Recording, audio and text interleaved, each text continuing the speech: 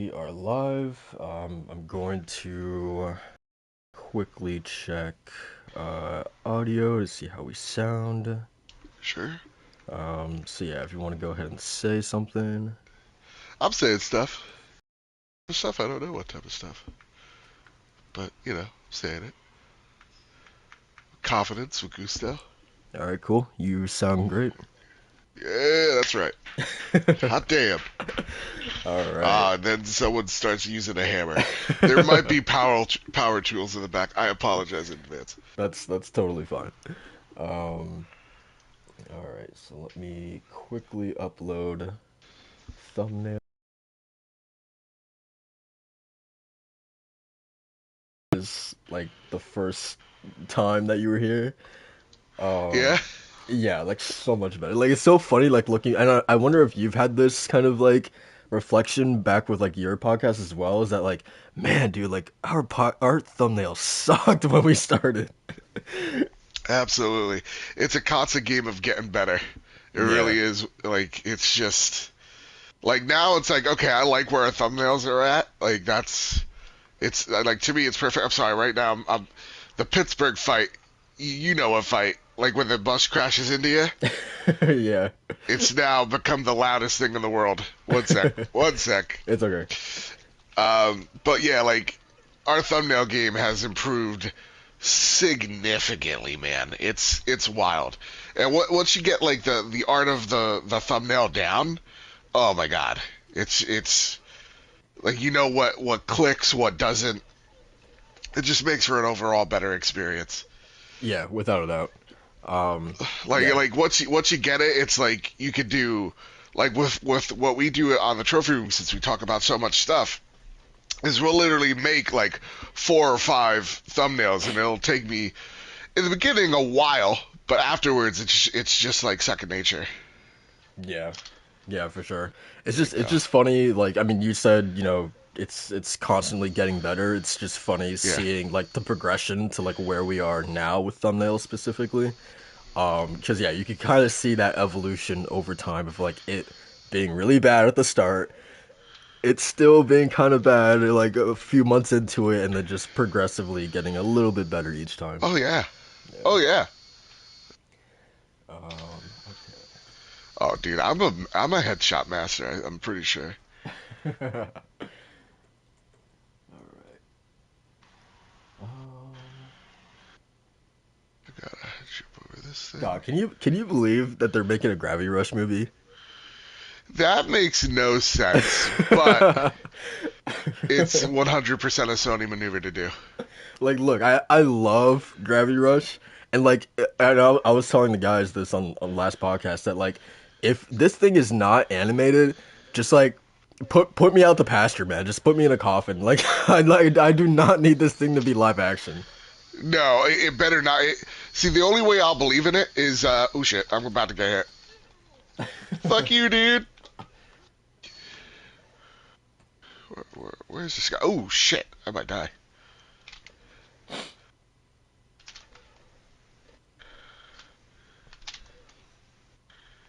One sec. This is getting.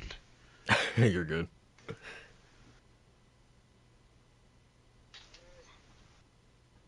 Whew, that was the last of them. Joel said it, so it had to be true. But yeah, no, if it's not like the only way I'll believe in it is if it's in a Sony animated animation flick. Yeah, But like other than that, I'm it makes no sense. As well as like the Days Gone thing makes zero sense as why that is a thing that exists. Because yeah, like I I spoke a little bit about it on the trophy room. It's like okay if it's hey we're bringing these directors or these writers or whoever have you. Um, we're bringing talent in, and they're the ones choosing what they want. And they have the free reign. Okay, like that makes more sense. But even then, it'd be like, all right, well, we're not. How about like IP that we may use in the future, or like isn't completely dead to us, yeah, right? So like Gravity Rush. That's why the Gravity Rush and Days Gone make no sense because like those IP are gone. They're done. They didn't yeah, sell well. They didn't. Well, Days Gone sold well. Uh, you know, Gravity Rush didn't sell well. Uh, you know, the creators are literally doing different things, Right. so it's just like it makes no sense. Where the Ghost of Tsushima film, awesome, and like everything I'm hearing about it, like that's awesome. That's Yeah. like such a great idea, That's guys. exactly what I want. Right. Yeah, it's like, and when they're just like, yeah, we might make this solely Japanese, I'm like, oh my god, yes. Right. You know, because I think of movies like Parasite, where it's like that is solely in Korean, right? And Yeah. it won Oscars, won Best Picture. So it's like, yeah, this could very easily be something big. Yeah. But Gravity Rush, Days Gone, we have the Last of Us show. Like it's gonna run into the same problem. It's like this is gonna be a Walking Dead thing again, where it's like we already have a Last of Us, so why are we doing this again? Yeah. Um, Yeah. I don't know. It doesn't make any sense. And me personally, like, if I was in the room a while ago, like before Days Gone even was a thing, I'd be like, we already have a zombie thing. Like this is like no, like to me, it's really no fault to the game or to the devs rather, because to me it confused. I think it probably confused some audiences, of like, Yeah. is Yeah. what is this? So I don't know, man. I It just makes no sense. I wonder if like is the zombie genre like still like just really really popular and that's why they're kind of like doubling down on this?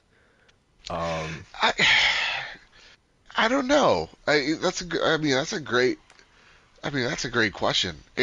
Again, like we're just saw like I think The Walking Dead's closing, so maybe they see like an opening, but I don't. To me, it's like the one that has the best chance is The Last of Us. yeah. Um, and if it's anything that's going to prove itself to be the case, I think it is The Last of Us. Like even like HBO putting that, I've been saying this a lot because it really is it it's accurate. HBO believes that this show is going to be ginormous. Oh yeah. Like this is why this remake exists. Like they really think that they have something with this show. That's why you see it in the end of that. It's the crescendo before Exactly. you see Game of Thrones. So like it it really is gonna be something big Yeah. if it hits right. And with the talent there, it's gonna hit right. But then like Absolutely. with Days Gone, it's like you have this Sony problem, and it's really a Hollywood problem where it's just like the fans want Sam Witwer. I want Sam Witwer. He's a fantastic actor, but we're not going to use him because he doesn't have as high of a Twitter presence than the guy from Outlander or whatever it's called. Highlander. What is it? No, Outlander. Yeah, I think So so. like that that breaks my heart. you Yeah. know? Yeah. I see that and I feel like I guess I can understand like where they're coming from, but at the same time I feel like you're already putting a target on this movie's back just because of that decision. Like people are already against this thing because you're not going with Sam Witwer. So that's gonna be a tough like little uphill battle for that movie to climb out of, I feel like. Um but yeah. Oops, sorry, I muted myself. So yeah, no, it really, and like the battle is over with the fans, which is so important. Yeah. Um, and so, oops, sorry, so much yellow for me. One sec. Yeah, no problem. And yeah, we will get started with the podcast here in a second. We're just having a good conversation about these movies, man, because it's definitely something, man. The thing is, man, is that like I'm not even like opposed to a Gravity Rush thing happening, but again, man, it being animated or live action is what's going to make or break this thing. I feel like. Yeah, absolutely. I love my mother. Yeah. This Hispanic household, I can't get enough of it. All right. I get it, man. I get it. Yeah, Don't yeah, worry. yeah. Everybody chose right now to be very loud. But yeah, man, some of their movie decisions make no sense. But hey, listen, just because it didn't work as a game doesn't mean that this can't be some type of, plan for their picture division. So, Yeah, I don't know. yeah. Let's hope, man. Let's hope. Um, but yeah, Yeah, guys. 100%. This is the 74th episode of the DualShock and Sense Podcast. I am your host, Soul. We have a bit of an odd one today, because Macho is he's getting married, man. He's getting married. He's a married man now. And Walt is also at Macho's wedding. So yeah, our two co-hosts are out for the day, but the show must go on. So I had to call in for some help, and thankfully we have Mr. Badbit here, and he answered the call. How are you doing, man? Mr. Badbit and the power drill that is behind me. Apparently, it's like, and here's the thing: I blocked it like with pillows. I blocked it with like towels. Like I tried very to dampen the noise here. I don't know. I That's don't know. the So I that's the that's apologize. the third co-host, man. That's good. That's good. Yeah, this is the third co-host. This is the power drill behind me. So I will be muting my mic a lot. Yeah. Because here's the thing with gaming headsets. They gotta learn.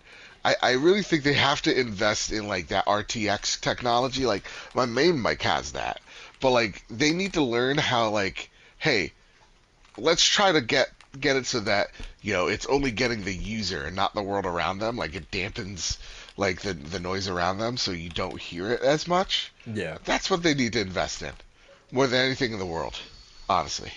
But hi, how's everybody today? Are you using the Pulse headset or what? No, I am using currently the Steel series. God, and I hear it in my this pisses me off. I tell people, I'm like, hey guys, I'm doing something here, and they're like, maybe you could do this later in the day. Like you have a laundry list of things you need to do. Maybe Right. just respect some boundaries. But no, yeah, I'm using the Steel series Arctis. Blah blah blah blah blah blah blah. whatever name that one is, I'm Right. using it. Yeah. But yeah, it's all good, man. So yeah, we got a pretty good show. Also, why don't you guys, or why don't you tell the people where you're from, man? Oh man, that's a great idea. Thank you. Uh, so my name is Joseph. I host the Trophy Room, a PlayStation podcast made by the players for the players, where each and every Thursday, me and my best friend Kyle talk about the latest, the greatest in all things PlayStation. And yeah, I mean, what we're talking about here, we're going to be probably talking about there this week. So make sure you follow us there wherever you get your podcast service of choice, whether that's Apple Podcasts, Spotify. You know the deal. Rate us 5 stars, all that stuff. But you know what? Listen, I'm in the here and now, man. I'm doing great. I'm ready to talk some PlayStation with you. So Yeah. let's do this thing, man. Man, I gotta say, man, you have that down. Like that was You know so what's good. the crazy thing too, dude, is when I start the show, I Yeah. have to look at the notes, or else I can't do it. Right. Like like, every time I try to drift away to the intro note, I mess up and I'm like, all right, Kyle, here's the second take. We were good for months too. We were really good for months, but I started trying to gain a little confidence, and look where that led me. But thank you, Yeah. because yeah, it's been a couple 100 episodes where I've been doing it, so I've kind of perfected the craft. Right. It's got to be like the kind of same thing with like Greg Miller, how you would have to think that with him it's just been sort of repetition over the years, and that's how he just gets it right every single Exactly. time. So Yeah. yeah. Yeah, I remember him talking about how like there's this unspoken like almost podcast like rule of like you get really good at this at like the 500-hour mark. Like that's when you start really honing in. Is Right. that 5 hours of talking, out of your ass? Then after 501, you start just nailing it. Right, But right. yeah, Yeah, we're still looking for that over here, man, but we'll get there. exactly. Um Okay, you got there. You're already there. hey, thanks, man. You know. I appreciate that. Um Yeah, you gotta so, fake it till you make it. That's the golden rule. exactly, with everything. So yeah, we got a great show planned for everyone. Lots to get through. Before we get started, I want to remind everyone to go ahead, like, and share out the podcast. We would greatly appreciate that. The support that we've been getting lately has been really, really cool to see. So yeah, man, we're gonna start things off like we usually do, talking about what we've been playing, watching, whatever, reading, this past week. Um, Mr. Babbitt, I know you're gonna talk about Last of Us, but let's save that for once we Yes. actually get to the discussion, Okay. the Okay. topic. Yeah. Um, but before that, what have you been playing other than Last of Us Part One? What have you been playing? I've been playing a little game called Inscription, Oh man. and Oh. yeah, I put out on Twitter. I think it's the best elevator pitch for this game. It's somewhere along the lines of Inscription is Yu-Gi-Oh meets Saw meets you're probably playing with Satan. And but I want to edit that by going, you're probably playing with Shia LaBeouf because this is you're in a cabin, you're locked in there, you cannot leave, you are trapped. There have been others there who are trapped in cards or things in the cabin, and you guys need to escape. And while you're in this cabin, you are forced to play this card game, very similar to like a Yu-Gi-Oh, where you are playing with the person that has you in this cabin, and they are fucking with you. They know that they're messing with you, and they're just playing mind games with you. Like they hold all the cards literally, and you're forced to play while trying to find out how you got there, and more so how to get the hell out of there. Gotcha. And so it is really fantastic. I always like mess around with card games in terms of like I always mess around with Kyle in the audience, going like, it's a card game, it's a board game, whatever. I don't need to play it because it's cards. I'm here to play interactive story. Very much talking out of my ass because you know, this is something fantastic. This is something really special that I'm actually really happy PlayStation kind of got the hookup on it because y'all really ought to play it. It is fantastic, and it's very roguelite esque. Oh, I You didn't know know, that. way of like you're supposed to lose in some certain parts. There's no way to win. So like it is really trying to tell you this story while playing this game, and it's really impressive. The one thing it does super well as well is um, like how it tells its story. Yeah. Like from the offset, you don't get to make a new game. It only says continue, and you're like, Hmm. why is it only continue? Like what is going on here? Like I literally thought the game was bugged a little bit until Kyle told me, he's like, no, there's no new game in here. Your only choice is to press continue, which makes you feel like, has the character that I'm playing as done this before, which is super interesting. Weird. But yeah, that's what I've been playing a lot of. And then aside from that, I've been playing or I have platted Cult of the Lamb, which is gonna be up there for my game of the year. It's fantastic. I'm really finding out that like if it's an indie game and it's a roguelite indie game, chances are I'm gonna fall in love with it. And that's like 100% what's happening with Cult of the Lamb. It is really, really fantastic. It's just stellar, it really is. So that's what I've been playing, man. What have you been playing? That sounds great. So to the inscription point, I actually have that downloaded on my PS5 because I've been really looking forward to playing it. So yeah, I'm excited. Everything you just said just like kind of reaffirms that like, oh yeah, this is a game that like I can't wait to actually like Yeah, kind of get into for sure.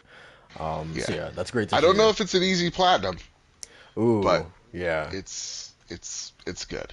yeah. Unlike Last of Us, which there's a little bit of a controversy. Ooh, shoot! I just got shot at. Yeah, we'll definitely talk about that.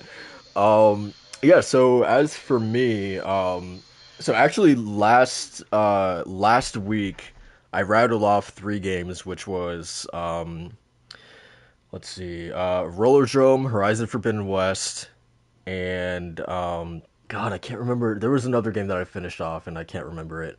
But How yeah, did you like Roller Drum? dude, what I'm playing it right now actually for the podcast. But Nice.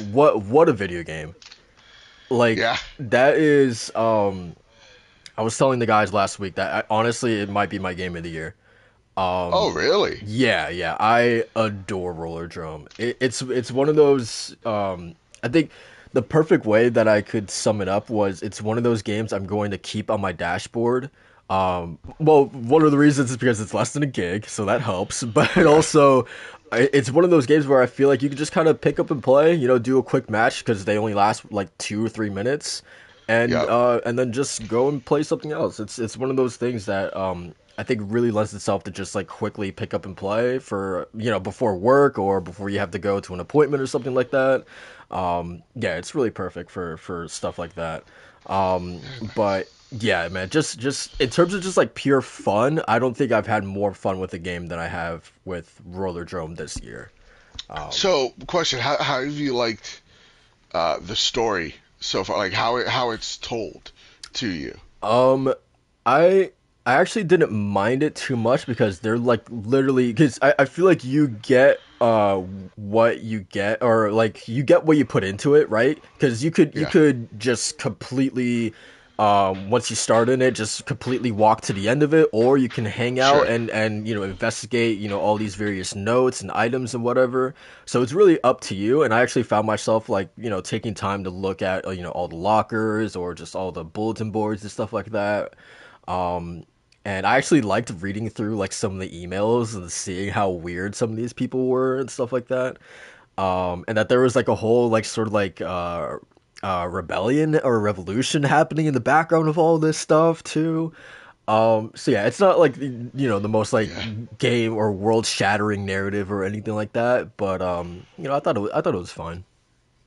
Yeah. No, I like that's the one thing that I actually kind of applaud Roller Drum for doing.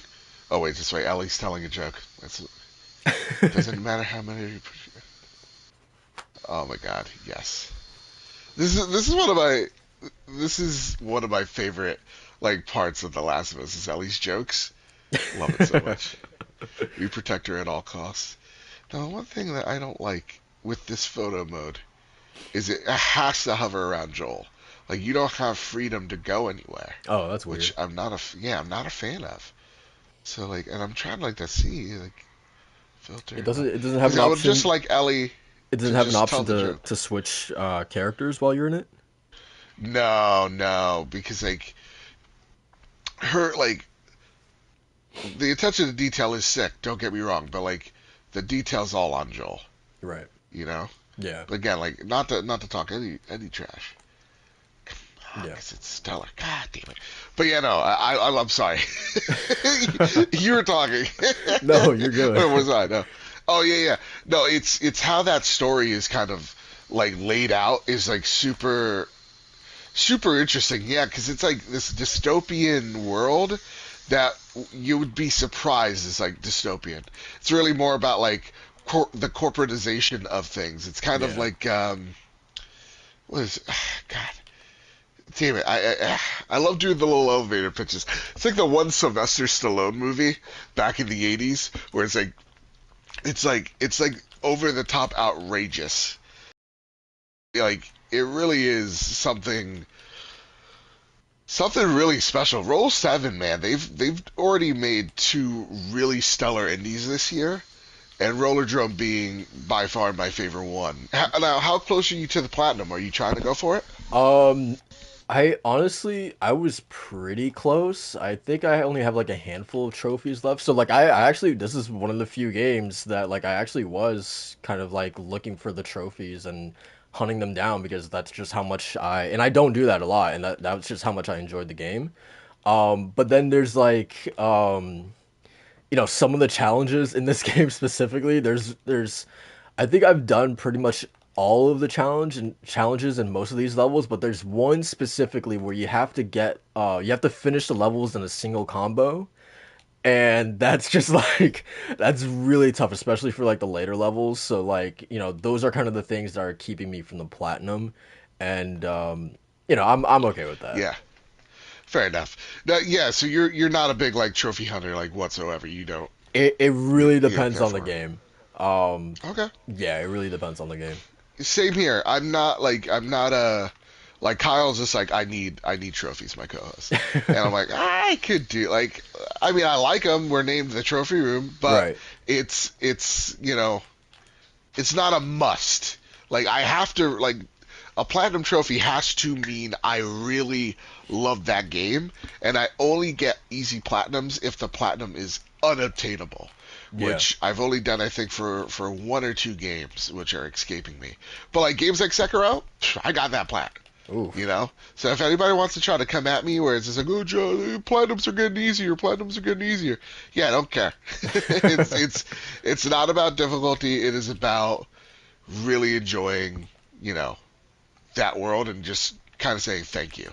Yeah. Trophies need to be about the journey, not about the destination. Yeah. Absolutely. I think you summed Yeah. it up well, saying that yeah, it just really depends on the game. Yeah, for sure. Yeah, so that's what happened last week. This week, weirdly enough, so I was looking for things to play, and I realized that I kind of missed out on the Tomb Raider trilogy. Same. Um, yeah, so I what's funny is that I actually played Shadow of the Tomb Raider when it came to Plus in January last year, I believe.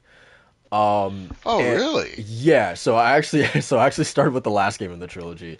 That's Um, funny. Yeah. yeah, and I actually didn't really care for Shadow all that much. Yeah. So You want to hear something crazy? Can I tell you something yeah, nuts? go ahead.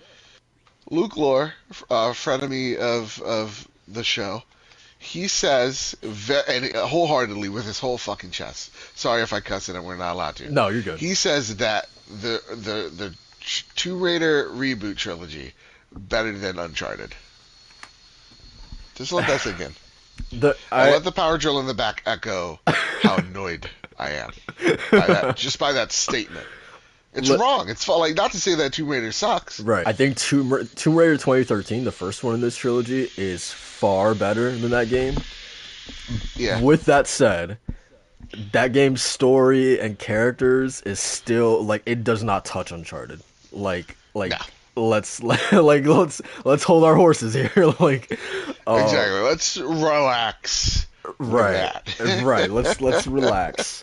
Yeah. That game has a ton of characters because it's like this group of people or explorers are on Just wait, real talk. How loud is the drill in the mic? a Because it, it's aggravating me. it's definitely noticeable, but it's fine. It's fine. Don't worry about it. So yeah, what I was gonna say was that it's basically you have this group of explorers on a plane who crash land on an island. That's sort of the premise of the story. But because of that, you have a ton of characters in this game.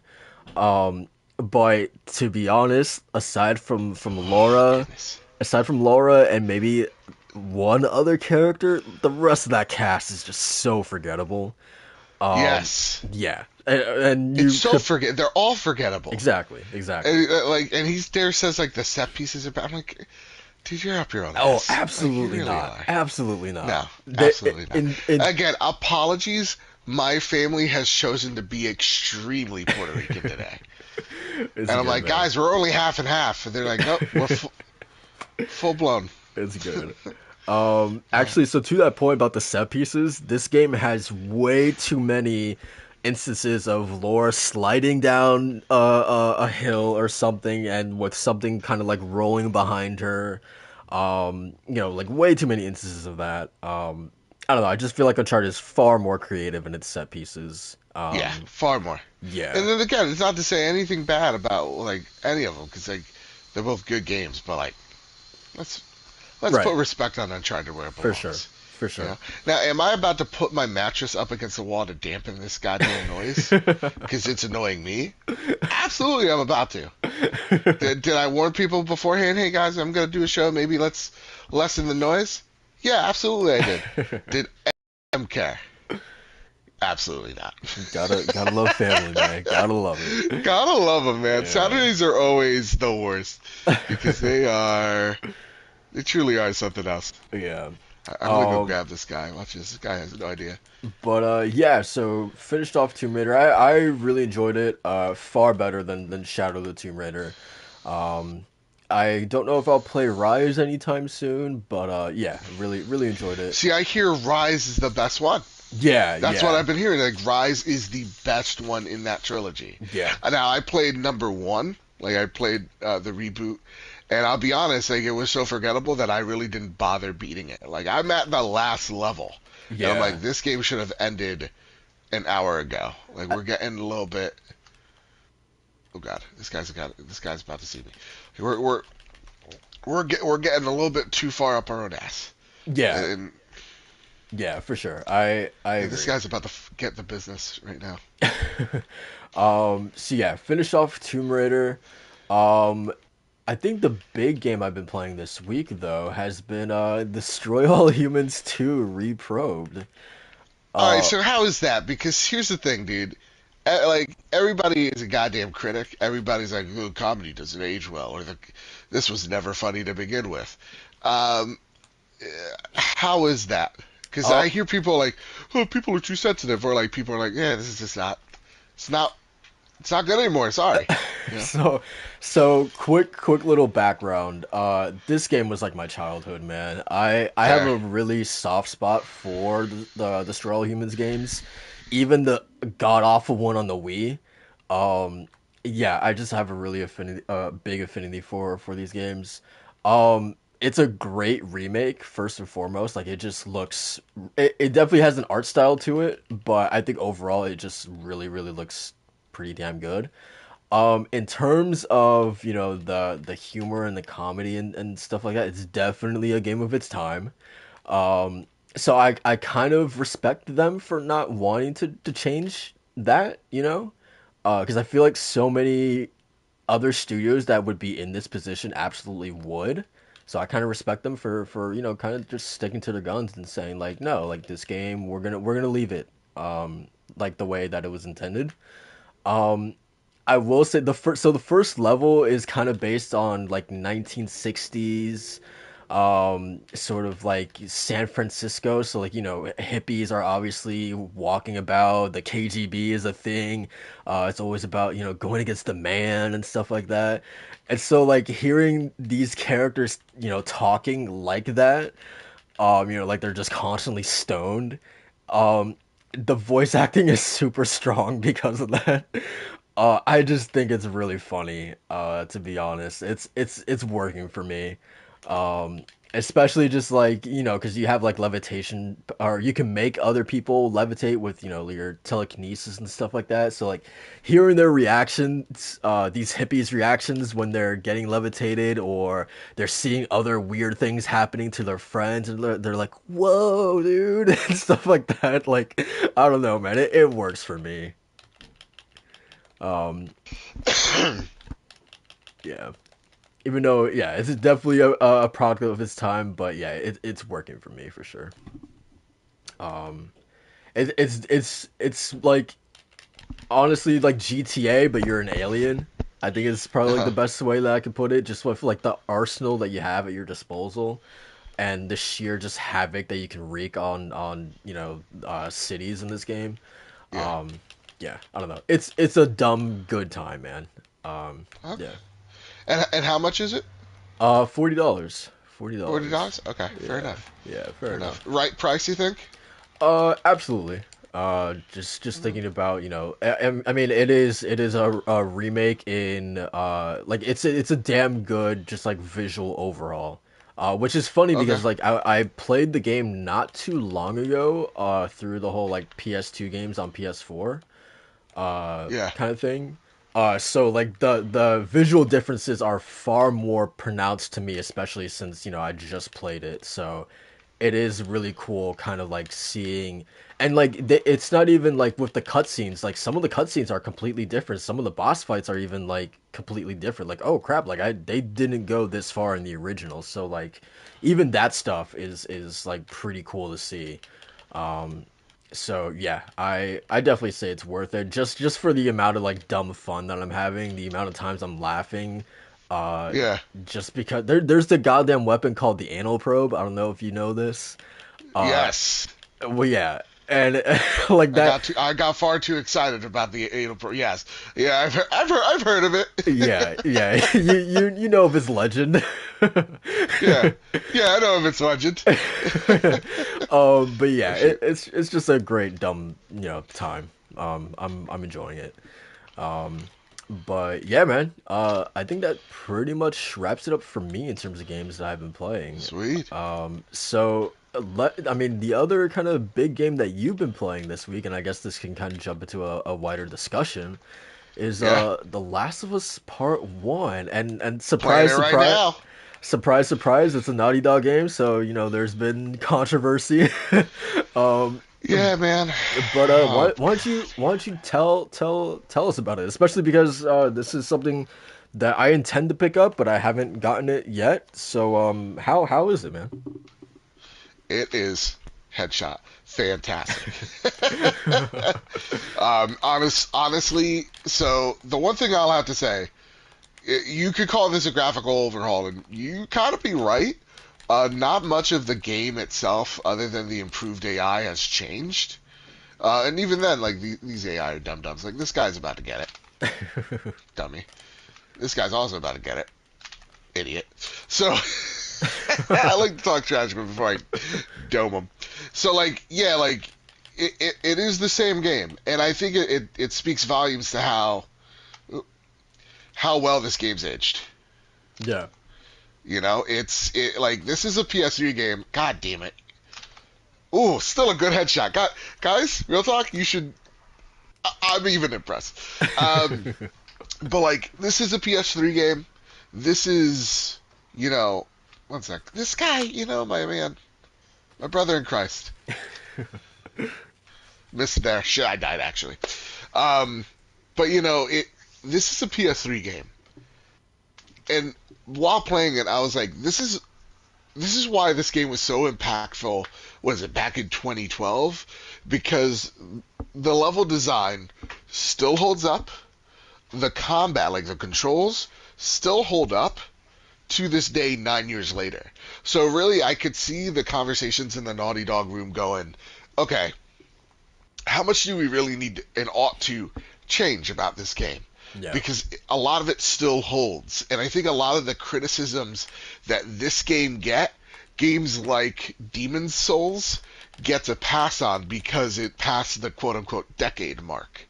Right. So like, Demon's Souls is 10, 11 years old. This is 9 years old. There's only a 2 year gap between these two games. Yeah. And Demon Souls, to its detriment, follows beat for beat, system by system, what the original game was. You could claim it's just a graphical overhaul, though it's not true. Everything's made from the ground up.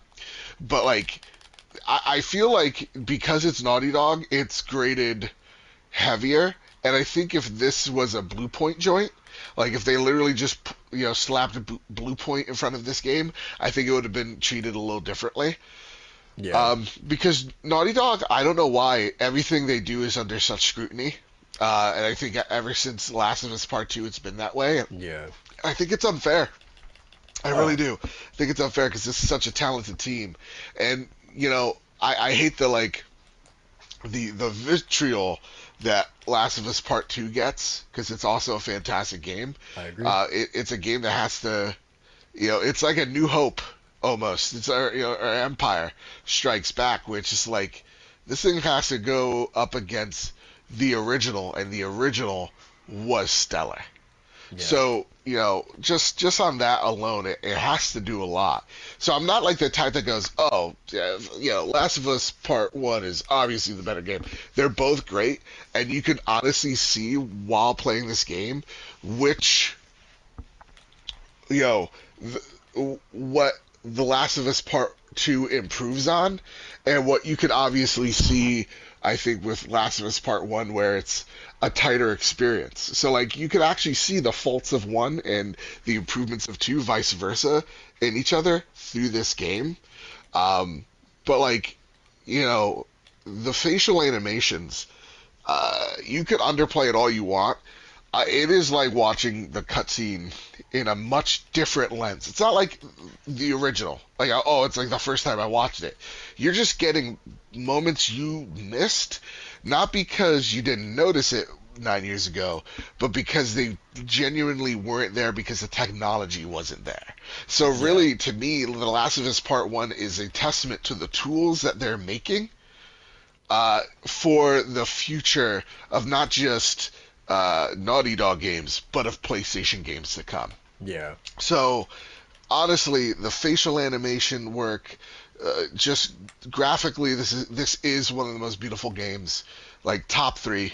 It really is. Like Demon Souls, Horizon, and this game in that order just are. And yeah, listen, does this game need to exist?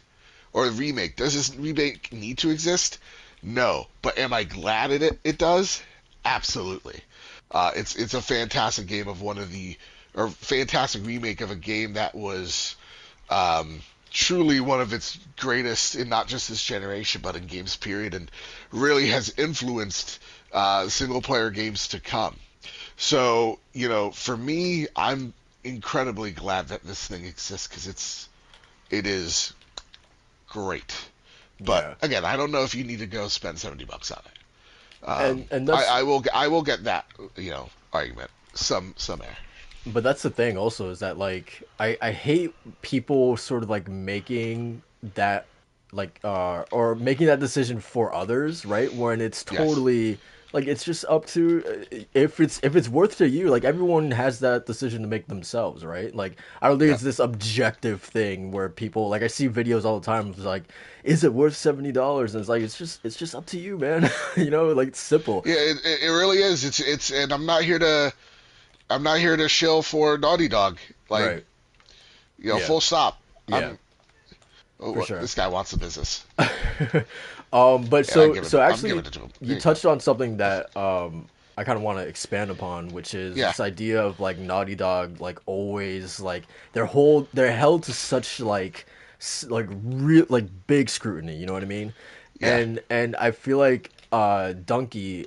I don't know if you watch him, but he had this video on The Last of Us Part Two, and I feel like he described it aptly where when you make really really good games people start expecting the impossible out of you, and I think that's just like over time like Naughty Dog has just kind of been a victim of that specifically.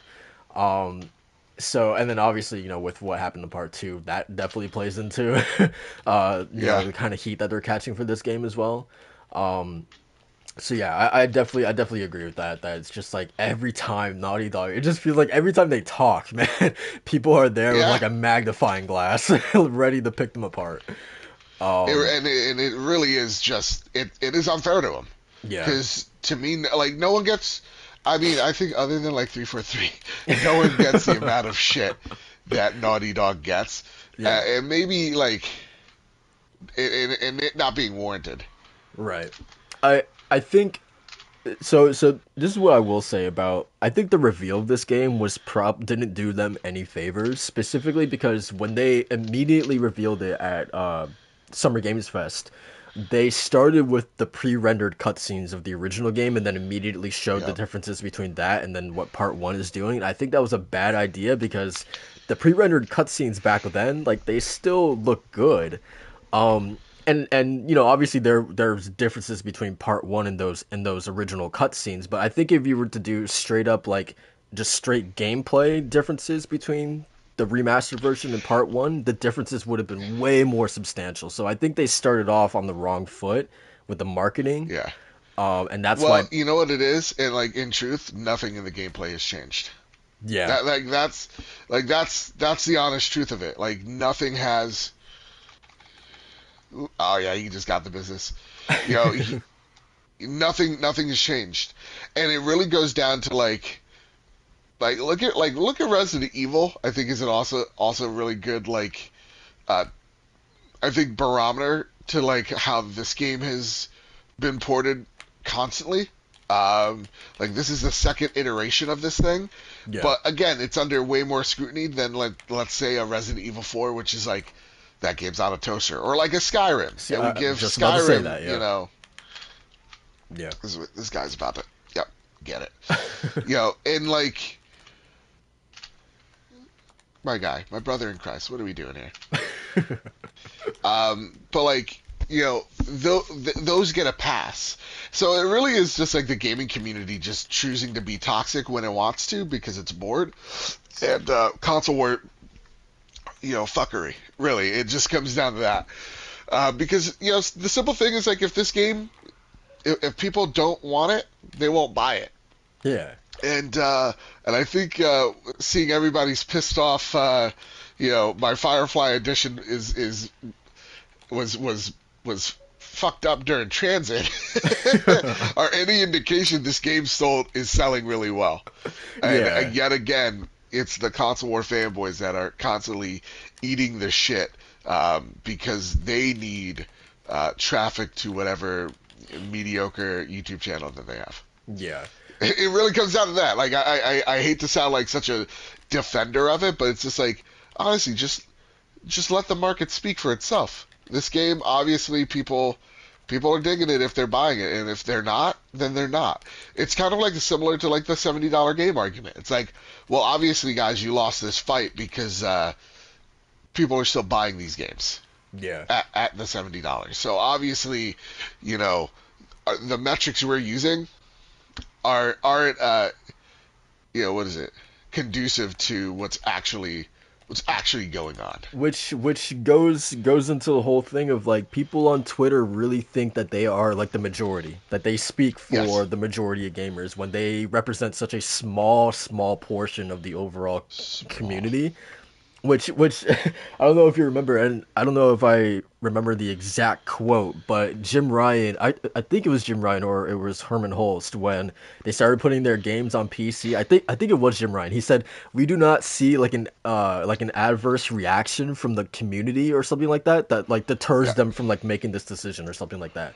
Like Yeah. the reaction from the community is not big enough to stop them from doing this. So I think that should No. tell fanboys exactly what they mean to Yeah. PlayStation. Yeah. It's like, hey guys, they're all tired of you. Like it really like they're all tired of you. Yeah. Every single company is tired of the constant bullshit. Yeah. Just wait, Ellie's telling a joke. This Yeah. is important. Which again to that point, and we'll get to the whole Savage Game Studio thing later. But I feel like it's also really telling and kind of a little bit sad that like I don't know if you read Herman Holst's letter, but like he was like directly talking to like the PlayStation like hardcore kind of guys like us, but like also the fanboys when he was saying like, Yeah. "Hey guys, like this doesn't affect our what we're doing, at PlayStation. Doesn't mean that we're a mobile centric company now or anything like that. Like we're still gonna be operating as normally. Yeah. So yeah, I thought And things like that are funny. and honestly, like I get why he has to say it. Yeah, I totally do. We have to, as a community, understand that we love. I get it. We're very protective of these games because they're stellar. It's the reason why I'm a host of a PlayStation show is because they are my favorite publisher. yeah, 9 times out of 10, Sony's going to make a game that I'm interested in, that speaks to me, that I prefer over the competition. And I love a good, Sea of Thieves or whatever. Like, so I'm not taking anything away from Microsoft when I say that to me, PlayStation makes my favorite games. And so it's easy for us to get protective of it because we don't want it to change because we like it the way it is right now. But the reality is they need to expand or else they're not going to be around. Like that's just the hard truth. yeah, It is the whole thing of like, games are getting more expensive to make. That's true. I've been talking to a lot of people behind the scenes, and the number one thing that they say about this generation is it's all about the tools that these companies are going to be implementing. And that it's the tools this generation that are really going to show how games are going to truly improve, because you're going to see indie studios make, and you're already kind of seeing it right now, make games that are on the level of a of a Last of Us in terms of like graphical fidelity. Yeah. So just head through the back of the bookstore. Yeah, I know where to go. I'm searching game. Don't rush me. So like it's those things that you're going to notice, and those with that technology comes costs. And so PlayStation really has to find ways to keep making these games that are constantly in the Game of the Year conversation, um, while at the same exact time expanding the profit for these games because they're getting so expensive. So like that means you're going to have to make a mobile game division. That means you're going to have to expand to other places like PC for these games to sell. And it's only a matter of time before you do see games come day and date to PC, because they're going to realize games are going to sell way better when they're day and date on PC. So to me, this is a step in the right direction, although it's kind of right now seemingly like we're having to eat our vegetables type of thing. Like these aren't exciting like sexy announcements like Xbox has been doing, which is like we're gonna just buy publishers because we don't have the library. This is PlayStation Go. We have the library, we just don't have the infrastructure. And that's what you're seeing them do when they're making moves like buying like Savage Game Studios and stuff like that. Right. And we can kind of move into that. So obviously, PlayStation just acquired Savage Game Studios, which I believe they're established in 2020 or 2021. Like they're Yeah, fairly 2020, recent. yeah. Gotcha. Yeah. And yeah, so like the interesting thing about that to me is sort of like the conversation that people are, I guess it is fanboy conversation, Yeah. but from the PlayStation side, this concern that like PlayStation is changing, and that they aren't who they used to be, or they're no longer interested in single player games and stuff like that. And like kind of to like what you're saying is that like PlayStation's in a growth mode right now, man. Yeah. And I think what you're seeing from them is that like okay, like I guess it just means that like we obviously, like, yes, we're still going to be doing the single player games and stuff like that, but like all these moves doesn't mean that you're getting less of one thing. Like we could still have Right. our single player stuff, but now we're just getting like we're getting more than ever, I feel like. We're Yeah. getting the mobile stuff, we're getting the VR stuff, we're getting multiplayer games, which is the things that people have been complaining about all last gen that we didn't have. Now they're addressing that issue, but they're also having, the God of Wars, the Horizons, the Spider-Mans on top of that, right? So I view this as like not we're getting less, but we're getting more. They're just kind of Yeah. building on top of what we already have, and I don't know, I think that's nothing but a good thing for us, but also like for their business, right? They're kind of shoring up, their the spots where they're weak in, right? Yeah. So yeah, And that's and you're seeing them do that without having to go out there and make, for right now, $1 billion acquisitions. right, You right, know, they're trying to make sure that they shore up partnerships with like FromSoftware, where it's just like, hey, From, we love you. We know yeah, we can't put a ring on you, because it wouldn't be feasible for them. right, But we can make a partnership so that you will never leave us. Or right, if you do get that one, you get that one opportunity, let's just say, that we have the chance to maybe actually put a ring on it. So, when it comes to that type of stuff, again, these are acquisitions like Jim Ryan has stated openly. This generation, you're going to see the most out of PlayStation have. yeah, And part of me worries. I'm going to be frank, because look at when PlayStation was doing their most. Didn't mean that those were quality things, right? right, right, It just meant they were doing a lot of those things. So for me, it worries me in that regard. yeah, But as someone who, you know, taking a look at where the ecosystem is headed, they're making all the moves that Microsoft's been doing. They're doing it slower and at a pace that is is yeah, right for a them. tad bit slower, but yeah, right for them as they move along. Like mobile is a thing that everybody's trying to get into. Yeah. So why can't it be, someone like, PlayStation to do it their way? Microsoft's trying to do mobile as well with xCloud. So like these are things that both companies are trying to do because they know that the market right now or in the future is going to be ginormous. The one Yeah. thing that I spoke about really briefly this week on the trophy room was look at how many kids have been brought up with touch controls. Right? How many kids have you seen play a Fortnite in a restaurant? I remember. Like before the pandemic, as the kids say, seeing kids like at restaurants playing Fortnite, asking for V-Bucks. I swear to God, that's not one of those podcasting stories. That's real. Like, and a kid get upset. Like, that's what they want.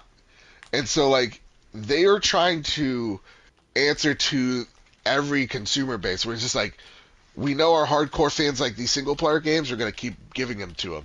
We know that there is a huge base that play PlayStation for multiplayer experiences, and we're losing Call of Duty eventually in the future. Sometime, we don't know. Um, and we're making sure in the UK we get a definitive date. So like, bam. We need to make multiplayer stuff, and we know that mobile is huge and PC is growing, so we need to grow in these aspects because we have this one aspect down, but we need to do a better job at securing all of it Yeah, because they're PlayStation which I feel and like, they think they can. yeah, the last thing that you want a company, and this is kind of the thing that everyone always complains about, is they don't want, arrogant PS3 Sony to come back, right? Where they're just kind of like kind of sticking to their laurels or just doing the same thing over and over again. And I feel like what you're seeing from them is they recognize that they can't just rest on their laurels and do the same thing over and over again. That they need to be able to grow and address these areas where they haven't really done, well at. So I feel like this is so opposite. People keep bringing up the PS3 era, but I feel like this is so opposite Yeah. from that time because if this was PS3 Sony, they would just be like stick their head in the mud and kind of just like ignore, the changing landscape and just keep doing what they're doing. But they're like, no, Yeah. like obviously we need to grow. We need to address these areas where we aren't the best at, right?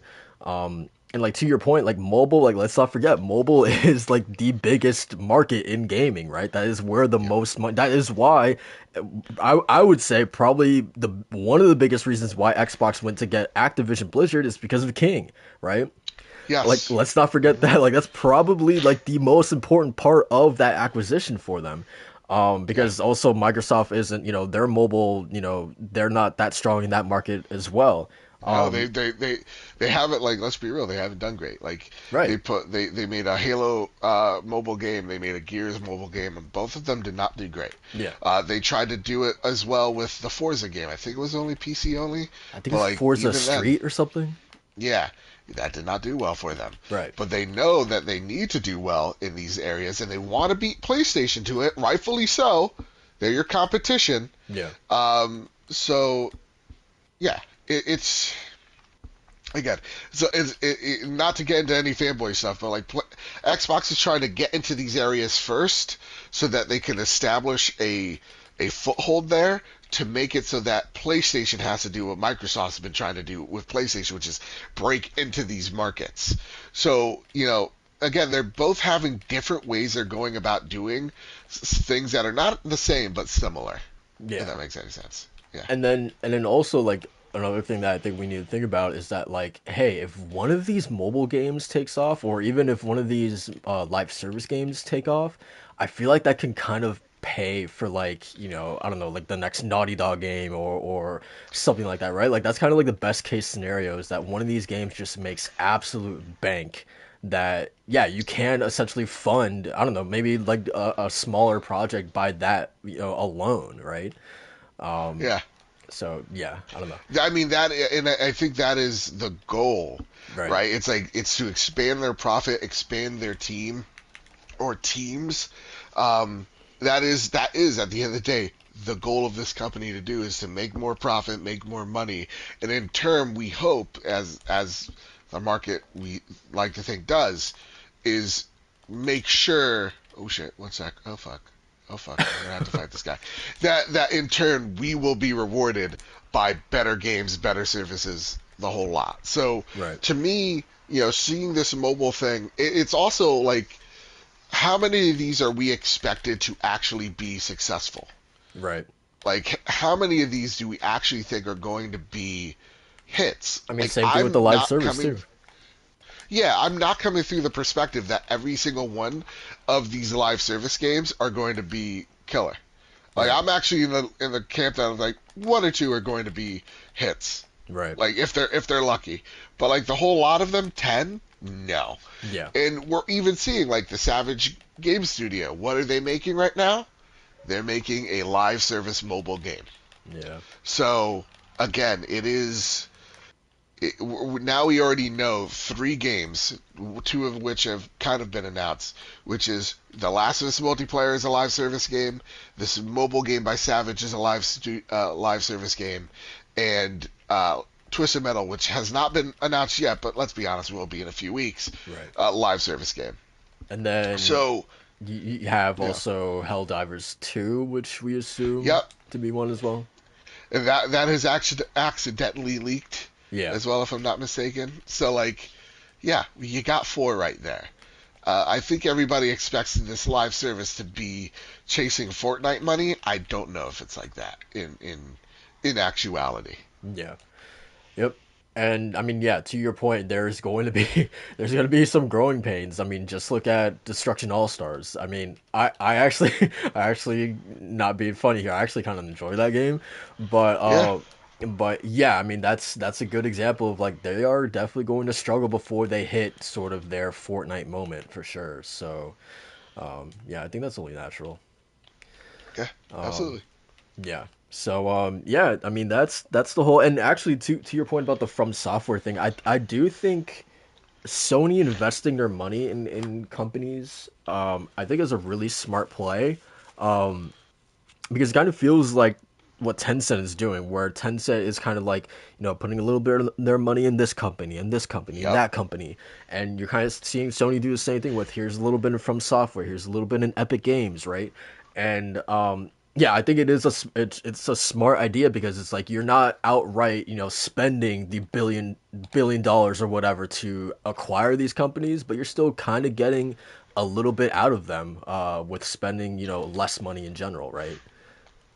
Yeah, and they're getting something as well. So, like, From Software, they're probably not in the business of being acquired, but what they are in the business of is expanding their company Right. as well, Right. right? So, like, the reason why they want that Sony Tencent money is because they want to be a publisher worldwide. Yeah. They already self-publish in Japan, but they want to do it in North America. They want to do that in Europe as well, and that takes a lot of money to do and a lot of investment from partners. So this is Sony's play of saying, "Hey, From, we like you. We can't put a ring on you because you're going to be a lot of money. Yeah. So how about this?" And From Software probably doesn't want that either. So Yeah. how about this? We'll give you X amount of cash. You make us a game or two here or there. We get marketing on your games because let's be honest, Elden Ring 2 is going to be a thing. And Yeah. we have that type of working relationship, and that's probably the relationship that From Software wants, and that From Software needs. So when it comes to all that stuff, it really does only make sense for Sony and Tencent to offer From Software those deals or deals like that. So, it also allows Sony to know that From Software won't go anywhere. And Exactly. I think that's probably the most important thing from Sony is to try to shore up their partners, make their relationships more stable because they know people like Microsoft are not done with Activision. Yep. They they know it's just the beginning. So, Yeah. it's going to be a very interesting watch, and this is why I think PlayStation interests me the most this generation. Is just on the fact that they can't buy all these publishers. Like I doubt that they're going to buy all of Square Enix, right? Like Yeah. I think they're going to take things they know they need from Square, but like I don't think they're interested in the whole cow. I think they're interested in some of the parts. I think they're more interested in the thing that I really like and the thing I've been calling for is the this generation, you're going to see a rise of so many smaller studios. PlayStation wants to invest in those. And I Yeah. think that's going to be really important for PlayStation as they grow as well into this generation, which is like XDev is going to be huge. Oh yeah. XDev is going to be ginormous. And the games that are going to hit and become staples, I bet PlayStation would not mind investing in those companies and have some type of budget in place to say, okay, if this works, I think we could go pick up a Firewalk or something like that. Exactly. I think. God damn it, the power drill comes back. No, no, Stay we're away. doing so well.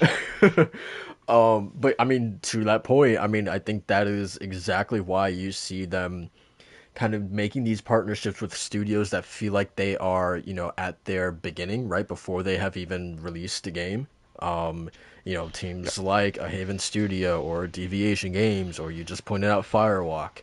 I wouldn't be surprised if Bruce Straley's Wildflower or That's No Moon are also kind of studios that potentially fit into this thing that Sony is doing, that is partnering up with brand new studios with known talent, right? Yeah, I definitely think that's sort of like their play versus going out and purchasing, I don't know, like a CD Project Red or studios like that, yeah, right? Which seems to be what Microsoft is more in the business of doing. yeah. And because Microsoft needs those games to Right, fulfill their quotas, to fulfill what they need. right. So like that's why like Microsoft's model very aggressive. I want to see not to see like I have any doubts it's gonna pan out, but like I'm excited to see how that pans out for them because it's gonna be different. Yeah, Who knows if all these games are going to be the hits or the gems are as profitable as Xbox wants them to be. It's gonna be really interesting because who knows? I look at Starfield and I'm not impressed, but like I yeah, look at Redfall, I'm like this looks really cool. So I'm interested to see what they have up their sleeve as well. yeah. Yeah, for sure. It's I think it's definitely shaping up to be a very interesting time. And so to this point actually, I brought up this question last week on the podcast, and it's interesting that we're talking about, PlayStation, their studios and various things like Yeah, that. I was telling the guys last week that I am not really expecting this showcase to to bring the big guns per se, because like yeah, you could go down the line of their studios and their teams have either just released a game, are about to release a game, or it's too early for them to, in my opinion, have anything to really show. So like, where are you at with the showcase? And I don't know, do you kind of agree with that or disagree with that? Where are you with the showcase? oh man. First off, this family today, we're on another level. I love it. I fucking hate Saturdays here. All right, so for where I'm at with the showcase, we're going to see some cool stuff. I think we're going to see some ideas of what's around the corner for 2023 and what's realistically around the corner for 2024. So I think we're going to see some big stuff in from studios that we don't expect would be ready to show something, but are ready to show something, if that makes any sense. I And really man, hope the so. power drill got even worse. What the hell? I wonder what they're doing in there. I truly do. I wonder. I really hope But like that's the I case. yeah, I think there are gonna be some teams where you're like, oh, I thought you were I thought you were done. Like you know Yeah, what I mean? yeah, Like yeah. like Gorilla has been working on the second game for a minute now. Yeah. I think you're going to see also XDev show up in a big way. Again, we know Twisted Metal's coming. When is it coming out? Yeah. So those are the things that I'm interested to see.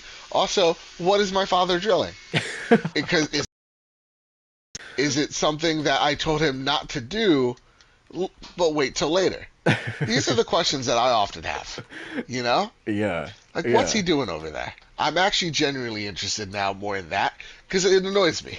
But I think the showcase is going to be to me the way I feel it. I think it's going to be better than last year's. I didn't really like last year's that I much. I agree. I agree. I think it's going to have some bops, as the kids say. I think you'll see a little bit more of like God of War. You're going to see actual, my goodness gracious, Spider-Man. And maybe even a little bit more of Wolverine. But there are a lot of teams working at these individual studios that, like, I have no doubt you're going to see Last of Us factions there. Like, whatever Guerrilla's doing, you're going to see those things come to fruition. So I think the showcase is going to be big. I think and I'm hoping it's what people are hoping for.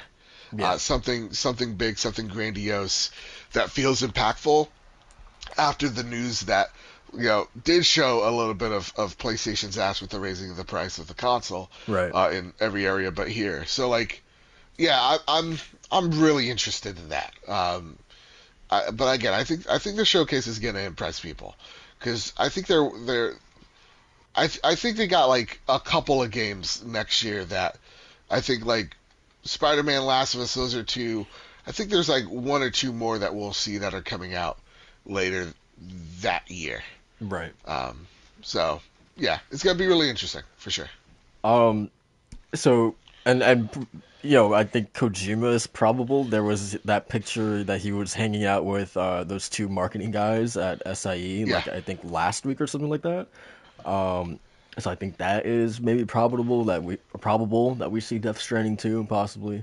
Um. So I truly think it's probably no inside source here, folks. It's Metal Gear.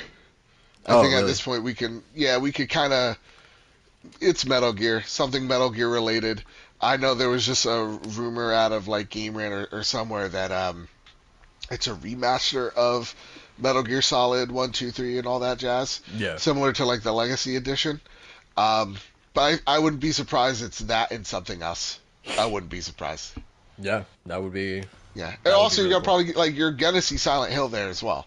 Yeah. So True. you're going to see it, but you're not going to see it on September 8th. Roberto Serrano showed his old ass on Twitter again. You're not going to see it then. This thing's coming mid to late, September. Wait, is that is Is that the me trying to guy think. who Keeley was like, "Good luck on the next one"? Uh, I think so, if I'm Okay. not mistaken. Okay. Cause Um, yeah. yeah, Okay. it's fantastic. It's hilarious. Don't get me started on That that guy. guy. Yeah, he always like. Here's the thing. Some of his rumors are right.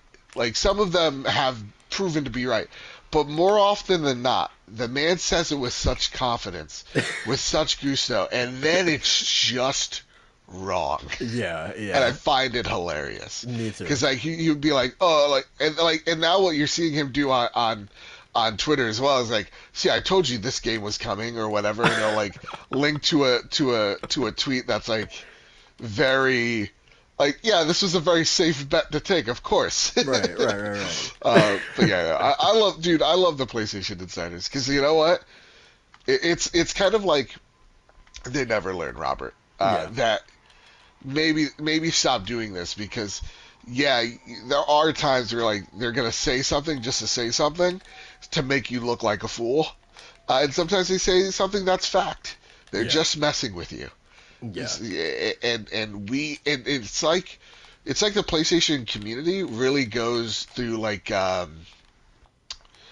oh man, it goes through like hypnosis or something where it's just like it we forget. We Yeah. forget we've been lied to by these folks over and over again, Okay. and we keep buying into it like fools. Like, Exactly. oh, That it's that's you the know, thing I don't understand because like there's sometimes where I actually go in his comments and the amount of people that are in there that are like, oh yeah, I can't wait, or like, oh yeah, like just totally believing, this yeah. guy specifically. I'm like, how? Like the track record is there.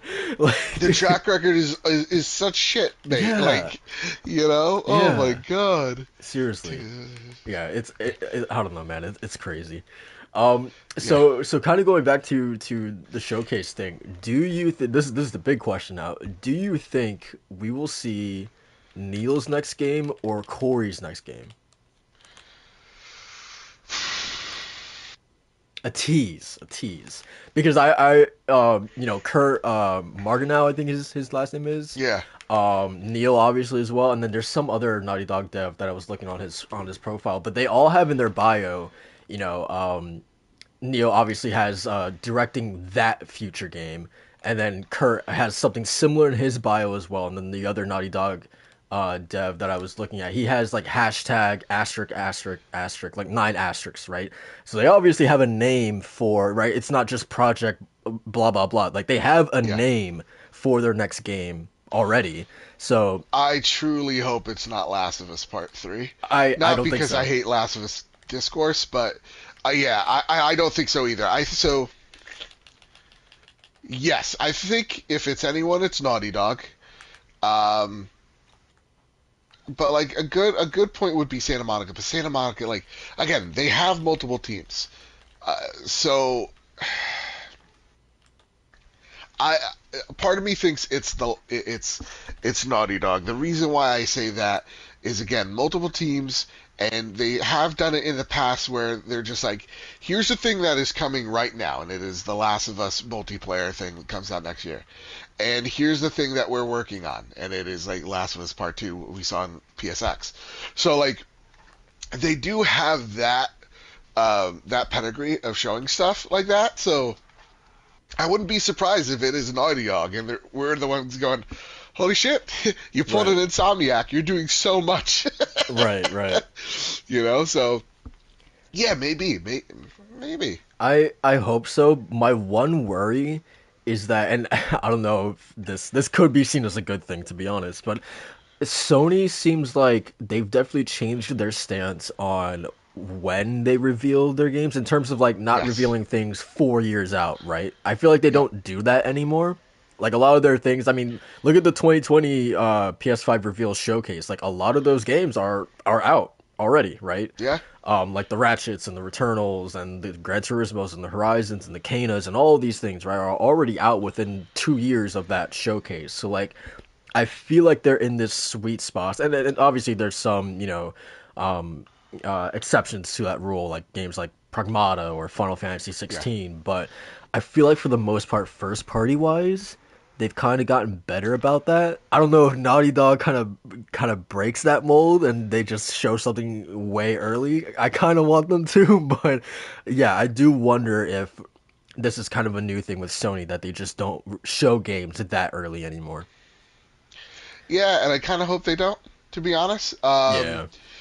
Here's the thing about the internet, and I love it so much because it gives me so much. Is we'll complain, oh, PlayStation shows us stuff too early, and then one second, guess these. Yeah. See, look at that. I timed it perfectly. No, wait. That was a false flag. And then like they'll be like, okay, so we're not going to show you stuff until like it's 2 maybe 3 years out, Right. and we're like, no, we hate this. Give us your false promises of 4 years plus again. Right. Again, it's just Sony being a different standard. But yeah, I think you're right. I think they're done showing things that are 3 4 years out. Yeah. Yeah, it's again, it's probably a good thing, but at the same time, I mean, it's exactly what you just said. At the same time, I do kind of want to see what Naughty Dog's working on next. Yeah, And we did. I Oh, go ahead. and now you definitely will. Again, it's just, Naughty Dog is for what we're learning huge. Oh yeah. So there is a good chance. There is a chance at these things. Again, no inside source, just feeling it in my gut. Yeah. But I think Santa Monica, their big thing is showing you what God of War is, and I'm really interested to see what Naughty Dog's next game is because I want it to be different. I really do want it to be not like The Last of Us again, again, again. I want them to expand and do something different because we've seen them do action, we've seen them do survival horror. Maybe we see them do an RPG. You know what I mean? Like Right. we're also seeing them do a multiplayer game Yeah. that we know is The Last of Us. We just don't know how much of the Last of Us elements are going to be there in terms of like horror. So, I want to see them do different things that are also narrative focused because that's where my heart is. Right. And like to that point, like I absolutely agree that I want to see them do something different as well. But like to that point, I feel like Sony has been really good about letting their studios try different things. I mean, just going back Yeah. to, I mean, talk about Sucker Punch, Insomniac, and Naughty Dog, right? Like Naughty Dog specifically being able to go from Crash to Jack to Uncharted to The Last of Us. For Sucker Punch being able to go from Sly to Infamous to Ghost, and then Insomniac as well, right? All of their, them being able to do different things almost each console generation, right? So I don't I would hope that doesn't change, but just purely based off of Sony's track record, I expect that to continue with Naughty Dog for sure. Yeah, At least it's my absolutely. hope. God Um, damn. Here's the thing. A lot of people say Last of Us Part 2 does not respect Last of Us Part 1. You have to be out of your goddamn mind. Because there's a moment that I forgot in Last of Us Part 1 that takes a character somewhere, or has this character have a love of a thing, and a lot of people are like, that came out of nowhere. Like, what's this all about? And you just see here, it's like this off, this off comment just during Last of Us Part 1. It's beautiful. I love this game. Sorry, yeah. continue. Franchise, even. Yeah. Actually, really quickly, Last of Us Part One or Last of Us Part Two? Both of them are excellent. Like, both of them have their own strengths, weaknesses. Like, story, Last of Us Part 1, for me, hits so hard. Yeah, But Last of Us Part 2 strives to be a different type of sequel that isn't just about pure fan service. I was actually thinking about this while I was playing the first game. It's not about fan service so much as it is about it's about doing something very different. yeah. So, yeah, like Last of Us Part 2 gameplay wise as well, Oh, level far design, it's superior. just Far all, superior. yeah, far superior. Anybody that tells you differently, ooh, big dumb idiot. I That wouldn't that trust him. is that is why I cannot like the people who say um that that the gameplay is trash in Last of Us Part 2 or they hate it You're or whatever. I'm yeah, like, you guys you're are really lying to yourselves, man. yeah. It's because and the people that are like, ugh, Naughty Dog, like the writing in Part 2 sucks. Oh, but my favorite character is Abby. It's like, are you kidding me? Are you kidding me? Really? That's your argument? Yeah, yeah. Come on now. Come on now. It's like Isn't that it's ridiculous? it's like the argument where people try to say that Naughty Dog only makes like movie games or that they're not interactive or anything like that at all. And I'm like, guys, like Last of Us Part Two's gameplay is like nearly like Metal Phenomenal. Gear Solid 5 level of like just like fluidity and sort of freedom and Yep. action in terms of the things that you can do. Like the gameplay in Part 2 is sublime, dude. It's so good. Yeah. And Ellie plays so much differently. She's a lot more fast and agile. Yeah. And then you get to the Abby elements that are let's get real. They are the Joel elements. Right. Sure, you're getting like both types of characters that play similarly but not exact. Yeah. It's fantastic. It really is. It's fantastic. I love like everything about The Last of Us Part 2 really does build upon the first one in a great way. It's just Absolutely. people don't like certain elements and they depicted the story differently than the author. And I think that's where the biggest complaint was. And people that say that the Last of Us Part 2 didn't sell well need to also shut their dumb mouth. Last of Us Part 1, those sold 10 million plus units. It's also bundled with the PS4. And that's Right. also through what a 9 year span. So like let's relax on like what didn't sell good versus what sold well. Right. Y'all need to relax in that statement because it is a great game and I think we're letting narratives from people that are less talented. I'm talking YouTubers dictate what we should be thinking and saying and feeling about this game and not really having us we're not really thinking for ourselves, to be honest. Right. Um, so yeah, I that's my thoughts on it all.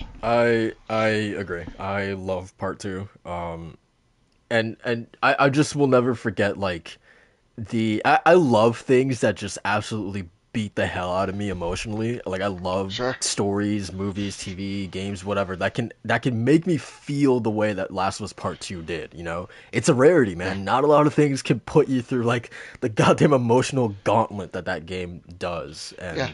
And yeah. And when I hate my good friend Luke would try to say like Last of Us isn't fun.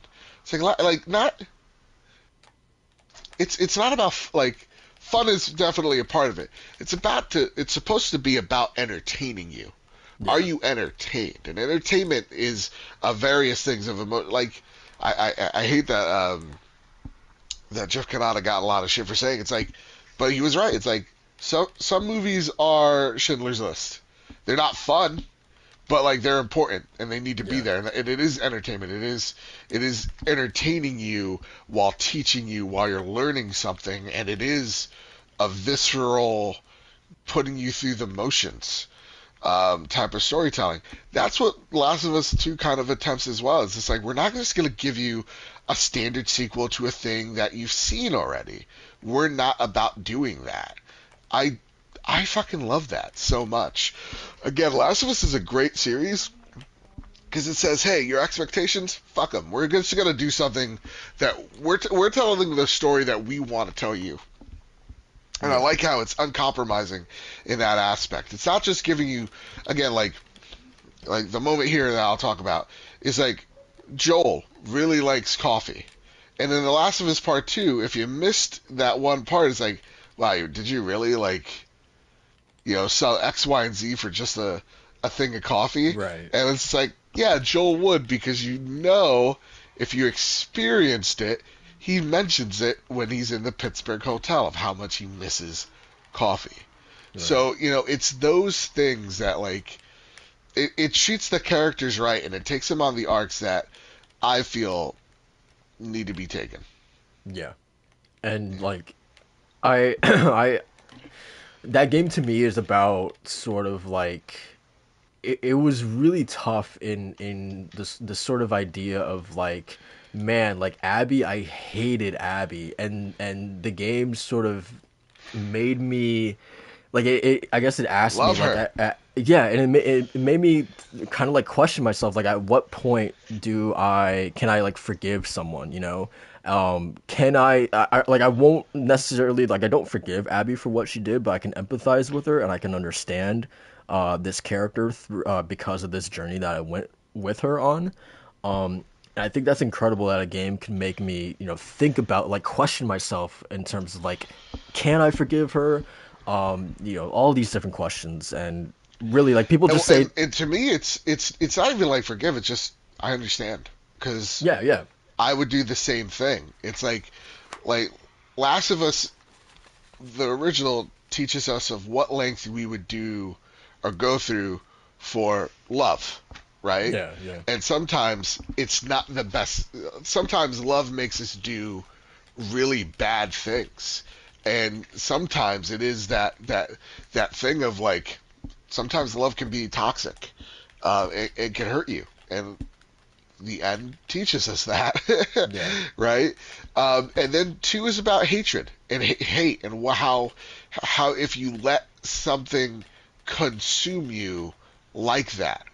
And it's also about consequences because things there needs to be a consequence for certain actions. It can't just be all hunky dory when something of that gravity happens. Whether you can rationalize it as Joel can, or whether you can't, consequences are a thing that pushes stories forward.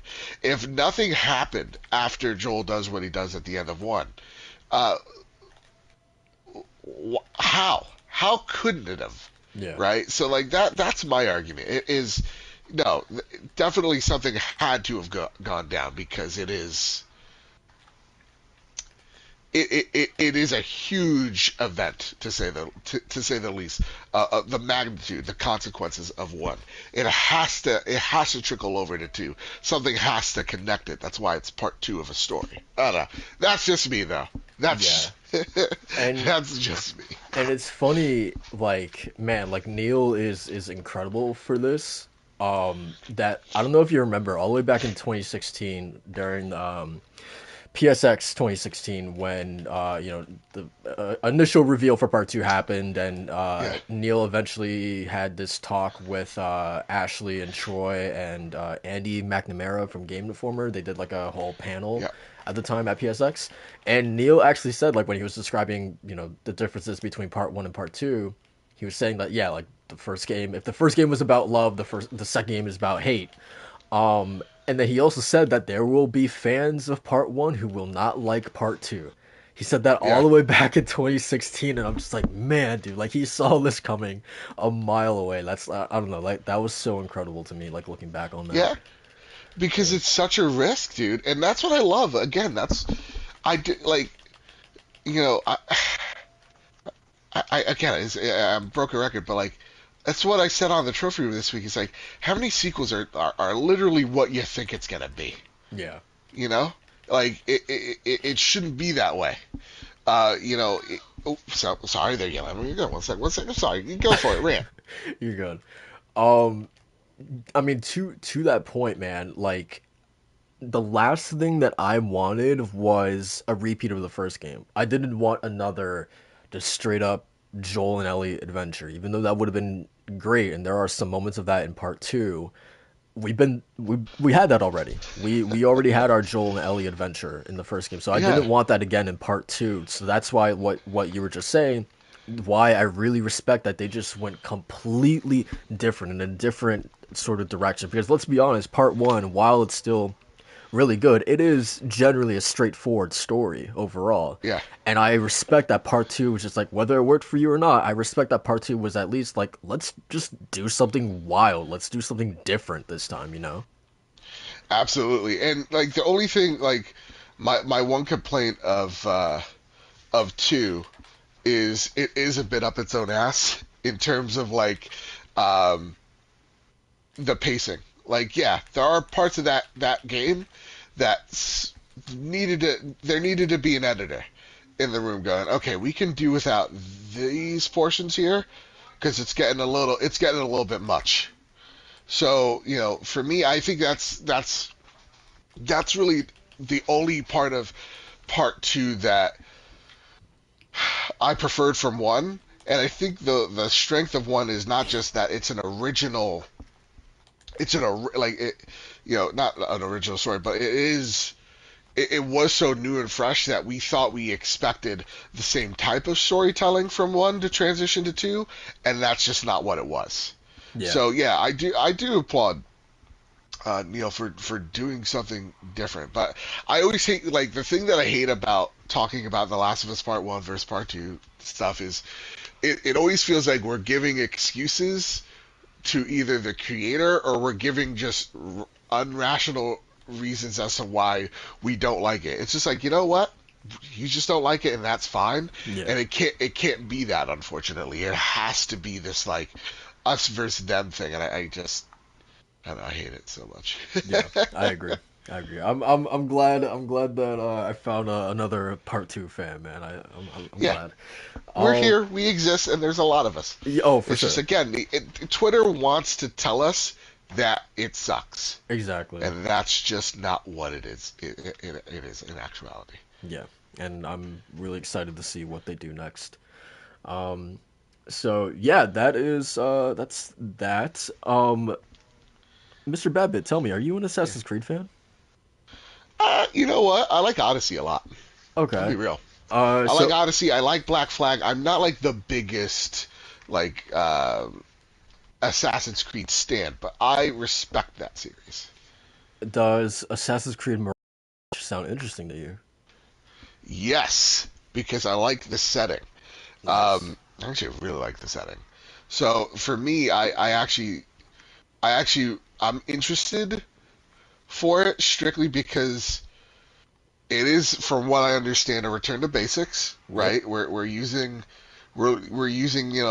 Assassin's Creed what what the hardcore fans think of. It's not an RPG. It's more of a stealth action. Yeah. And like Baghdad, that's a really interesting setting that I hope they do justice because there's so much history in that region that like to think that we've gone this long without it is astounding to me because it really is. It's a huge point in our in just human history. Yeah. So I'm actually pretty psyched for this. What about you? Yeah, I agree. So I used to be a huge Assassin's Creed fan. Like I I bought art books, I had posters, I had figures. Like I loved like especially like to me the peak is, obviously the Ezio trilogy, Yep. those early games I was really into. I dropped off at Unity because Unity is Unity. So literally I have not played an Assassin's Creed game since 2014. Um, I'm definitely one of those fans who laments the direction that it took from going from a stealth action to a RPG. Yeah, I'm definitely one of those ones who agrees with the sort of meme that's going around once Mirage got announced. The meme has been Mm. like, oh, so an assassin in an Assassin's Creed game, finally. All right, so I'm definitely one Yeah. of those people.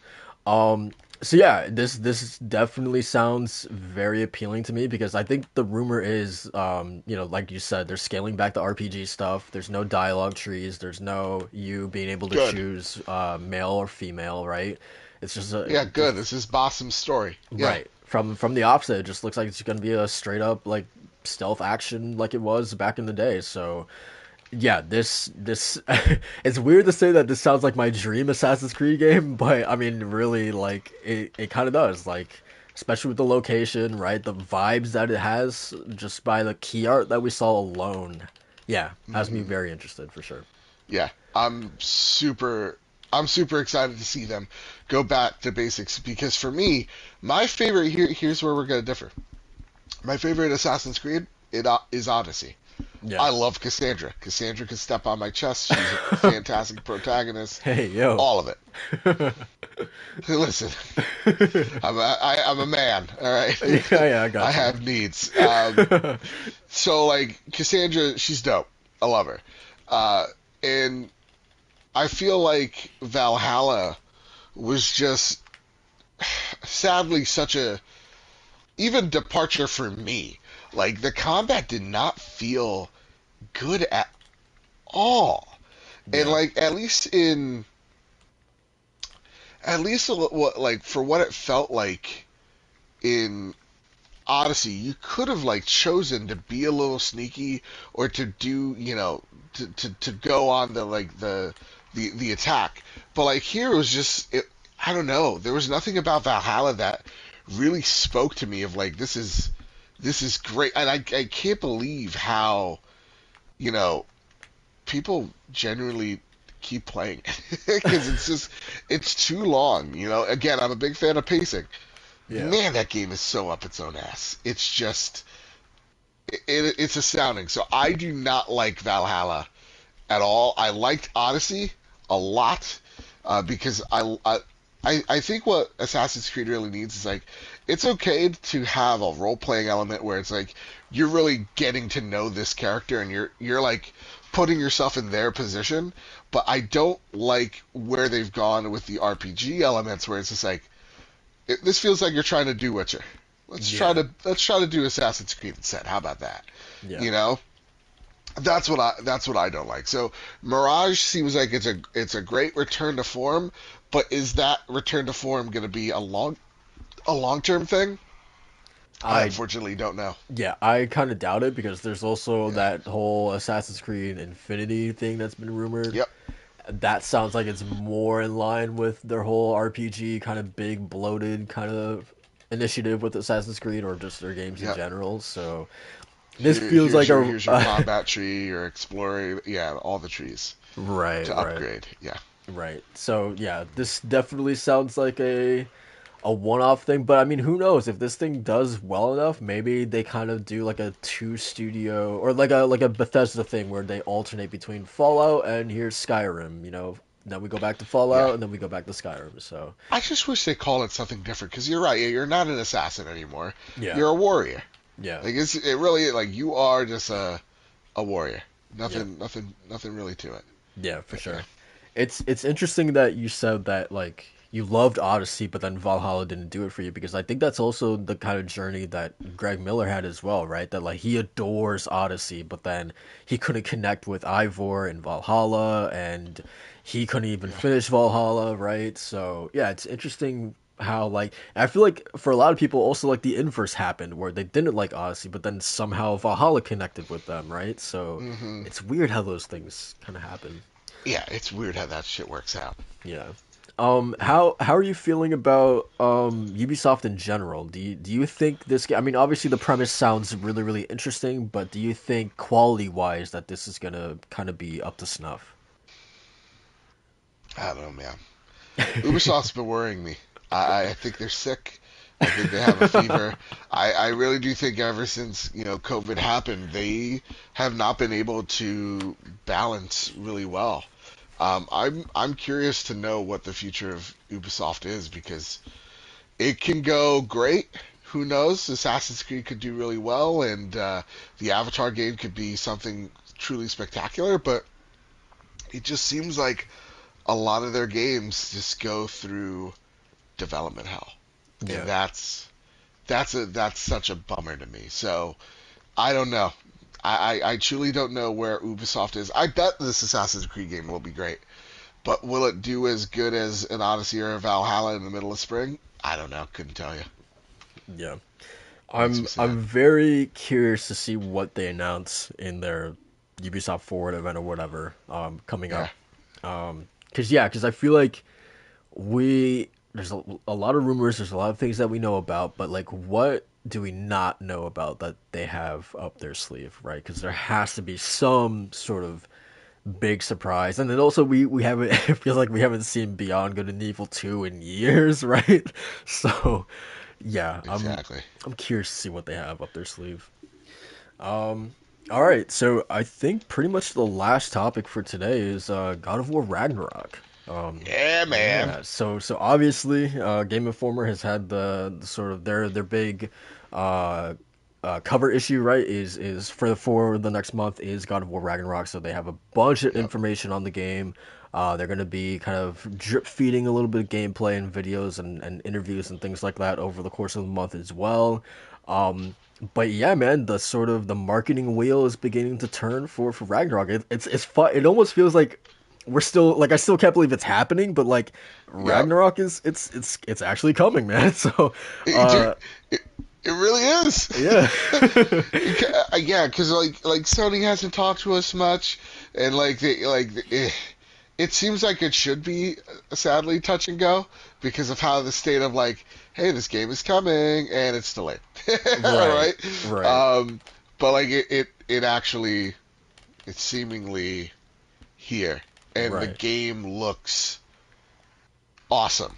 right. So yeah, no, I'm interested, man. This is first off, everything I've seen looks like also an improvement from from Ragnar. Or sorry, from 2018. Right.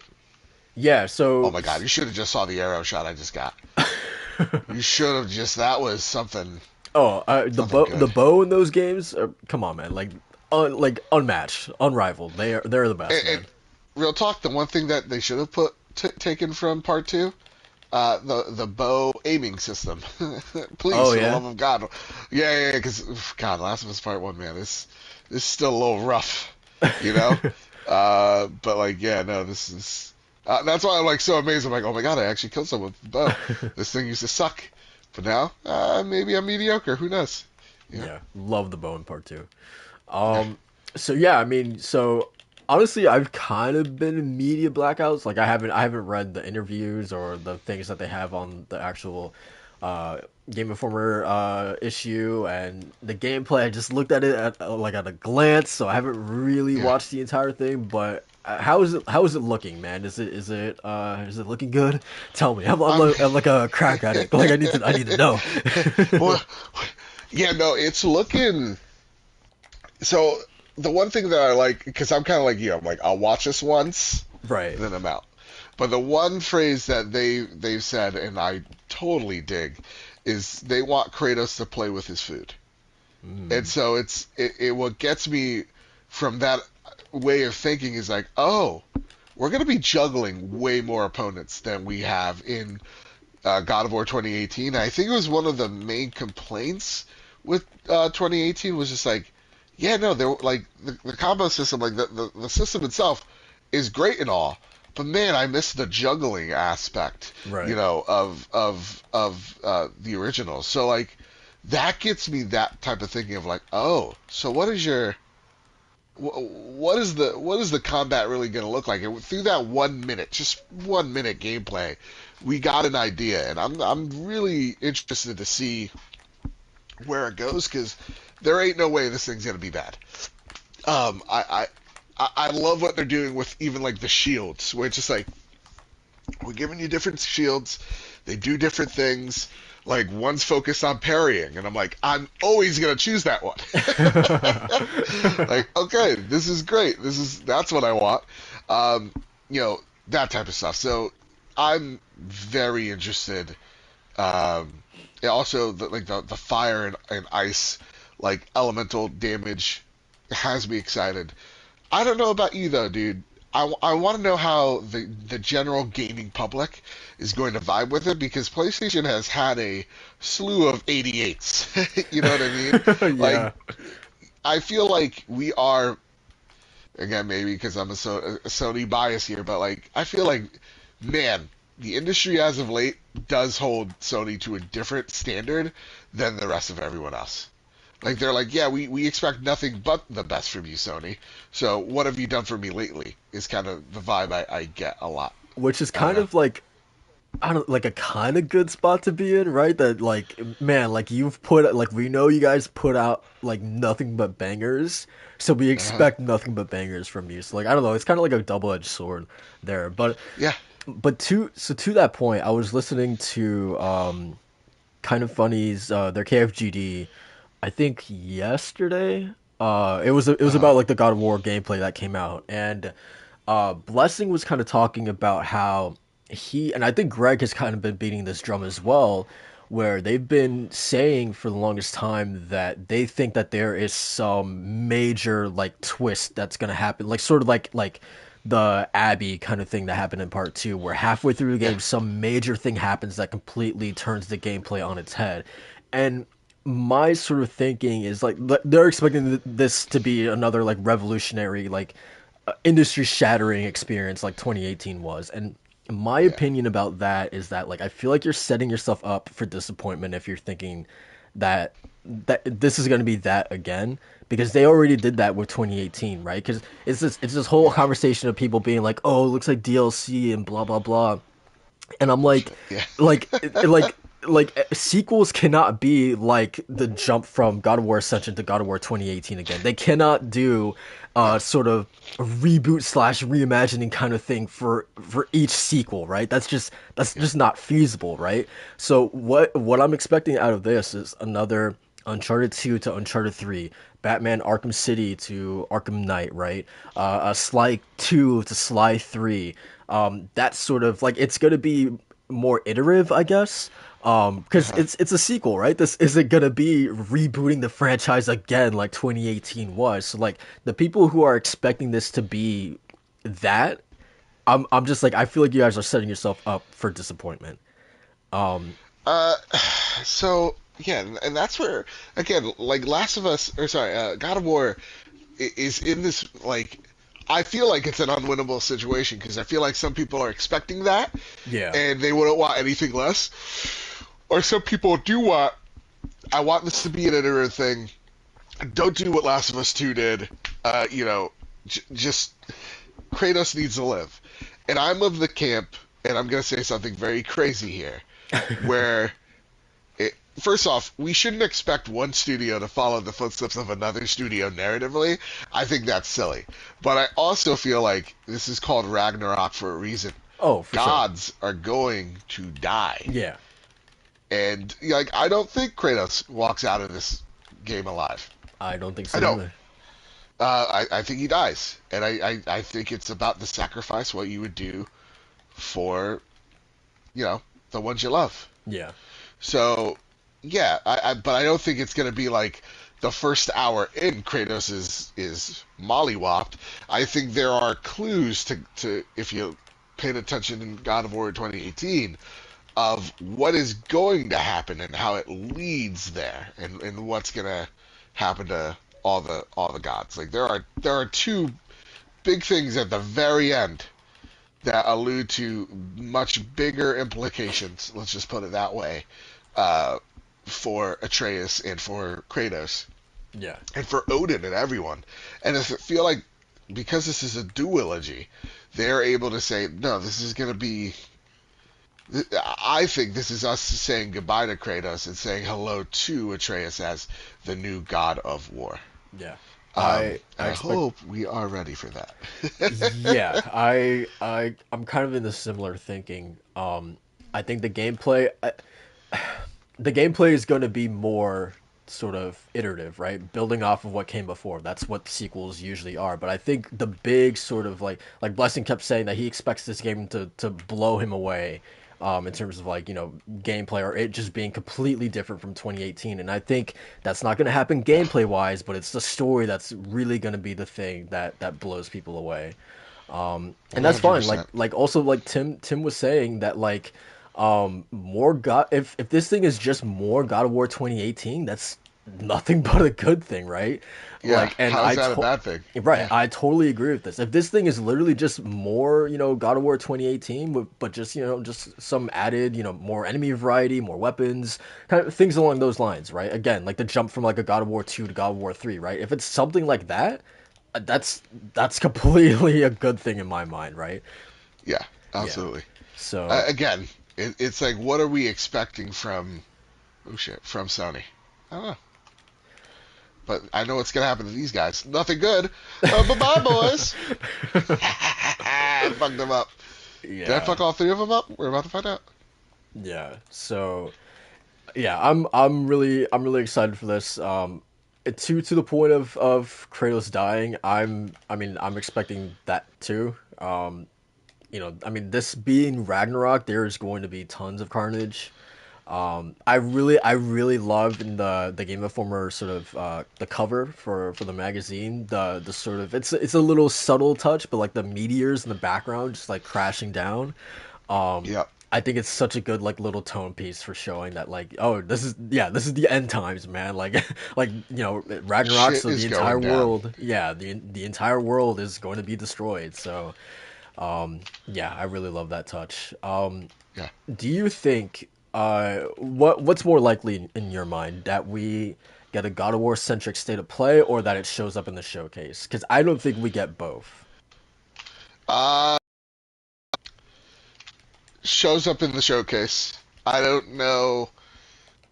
Uh, I think we're gonna see like, so Game Informer is gonna be doing a lot of their media push for this game, undoubtedly. Oh, wait 1 second. This guy wants to go. Let's go. Let's have fun. Oh shit! Fuck me. 1 sec. Oh god. I thought that was a golf club. That was Oh, so you get surely gonna be scared? a Dunzo moment. Yeah. Where's your friend? Oh, there he is. Oh fuck! I got shotgun. Um, but yeah, no, I think we're gonna probably see a little bit in the showcase. It has to show what's coming out, and just in case you missed it, SEO, all that stuff. So the showcase, God of War is there for 5 minutes, and then you're gonna see little things from Game Informer over the next few weeks. That's going to lead to God of War in November. I don't know if it gets its own state of play because Sony, I think, maybe learned a lesson with, uh, Horizon. That maybe that's not what we need to necessarily do. Hmm, interesting. Um, yeah, I feel like the timing of the showcase is gonna be like the biggest thing that's telling of whether or not they do a state of play, because like, yeah, if this thing is coming in middle of September, like a lot of people think it is, then I guess it is plausible that it would show up there first. Yeah, Um, but then again, like, since Game Informer is doing this big blowout of God of War, I wonder if Sony's thinking is like that's sort of God of War getting its limelight, and then we use the showcase for other things, or do they double dip, having Game Informer talking about God of War all this month, and then you also have a trailer during the showcase in September? Yeah, I don't know. It's really going to be interesting to see like how they handle this Absolutely. in general. Yeah, so yeah, I don't know, man. It's Oh, it's gonna be good. Listen, we're gonna see some stuff that's gonna excite us in this showcase, no doubt. I And whatever they have planned for God of War, again, I don't think it needs to be a state. I don't need I don't think it needs to have a state of play. One sec, as I'm. I probably wouldn't watch it because again, Yeah, I'm just being media blackout. But yeah, I don't know. Yeah, so I guess sort of last thing is yeah. and I kind of hate asking this question, but I don't know. I guess it's something fun Please that we go can for it. do. Metacritic prediction. What are you expecting from? Do you expect this to be another 88 or? 88. 88. We have way too many expectations, and they're all wildly different. It's an 88. It's an 88. Yeah. And Xbox, fanboys are gonna be like, "Hey, look at this, this is bad." And then like PlayStation fanboys are gonna be like, "Look at Xbox has no games," that type of Right. stupid shit. Right. And then also uh PlayStation fanboys are probably going to be like, "Oh, it's not high enough," when like an 89 is still an incredible goddamn score. Yeah, it's great. And a Yeah. lot, a lot of people actually, we got this question I think on the trophy room, and we've answered it kind of twice on we've on Cast Co-op of first of all, what are you doing, mate? This guy thought he could run up on me with a shotgun. He learned the hard way that was not happening. Um, but like the reason why games aren't getting as many 90s as they once did, A, 90s a really hard score to hit, Oh yeah. but B, there are now so many outlets. There are so many, countless, that are now just sprouting up. And they affect Metacritic, they affect OpenCritic, and so like that's why it's harder to hit 90s because there are just more people out there. And there's one more guy here who's about to get the business. He doesn't even know. Pulse. So there you go. Bam, headshot. God damn. Here's the thing. I think I'm really good at this killing stuff. Pretty good at it. But yeah, I think it's an 88. It's hard to live up. Like again, it's The Last of Us Part Two to one situation where it's like so many expectations to Yeah. live up to, and truly, we don't know what we want until we have it, and it's not like we wanted it. So that's kind of where my head's at. I have no idea where this thing's gonna score. I just hopefully it's well, and I have so much faith in Santa Monica. They're just such a fantastic studio, so Oh, they're gonna absolutely. crush it, no doubt, Yeah, I'm no really doubt. excited, and also like I'm really curious that like because this isn't being directed by Cory Barlog, so I'm really curious to see like what does an Eric Williams directed God of War look like in comparison to Cory's, right? Yeah, Um, and because I there's love what Corey said too. It's such a I don't know. Of course, you're helping to run a studio. You're gonna say nothing but nice things, but like right. Corey seems like a very genuine dude. Where he's just like, the truth is, Eric is such a better director than me. Like he's doing things that are stellar. So I'm excited, man, because I, to me, Naughty Dog got me, you know, made me a PlayStation fan, but it really is the other studios like Santa Monica, that cemented me as a PlayStation fan. If that Right. makes any sense, Yeah. it's like yeah, like they're the reason why you come, and these other studios like Sucker Punch and Santa Monica are the reasons why you stay because they're all absolutely stellar studios, Yeah. all of them, the For whole lot. sure. And like I feel like I trust like I feel like God of War is in good hands with Eric Williams because he's literally Sure. been at the studio since the beginning. Like he's worked on literally every single God of War, even the PSP titles, which is pretty crazy to think Yeah. about. So there's no one that understands. And here's the thing: there's no one that's gonna understand Kratos and to that extent the gameplay of what direction it needs to go to than him. Right. Right. And I don't Yeah. know if you remember Christopher Judge's tweet when the game, I think it was the game when the game got announced, or maybe it might have been the second trailer that we got in last year. Yeah. But like he tweeted after the trailer, when it was revealed that Corey wasn't, directing it. Christopher Judge was like, originally he didn't want to be in God of War Ragnarok because when he found out that Corey wasn't directing, um, Yeah. I think he was like, I went to my boss and I said that this was bullshit. But then once he started working or actually he was like, Corey told me like, don't worry about it. Like Corey or Eric Williams is gonna be great, dude. Don't worry about it. And then Yeah. once Christopher Judge actually started working with Eric Williams, he's like, oh yeah, Corey was right. Eric Williams is a beast. So like, just that alone, man, I'm like, okay, I'm really excited to see this game, man. Yeah. Um, Um, I am just like you, media blackout. Also, in September, I'm gonna start playing it again because it is one of the only games that I've absolutely loved. To me, I think it's a near perfect game.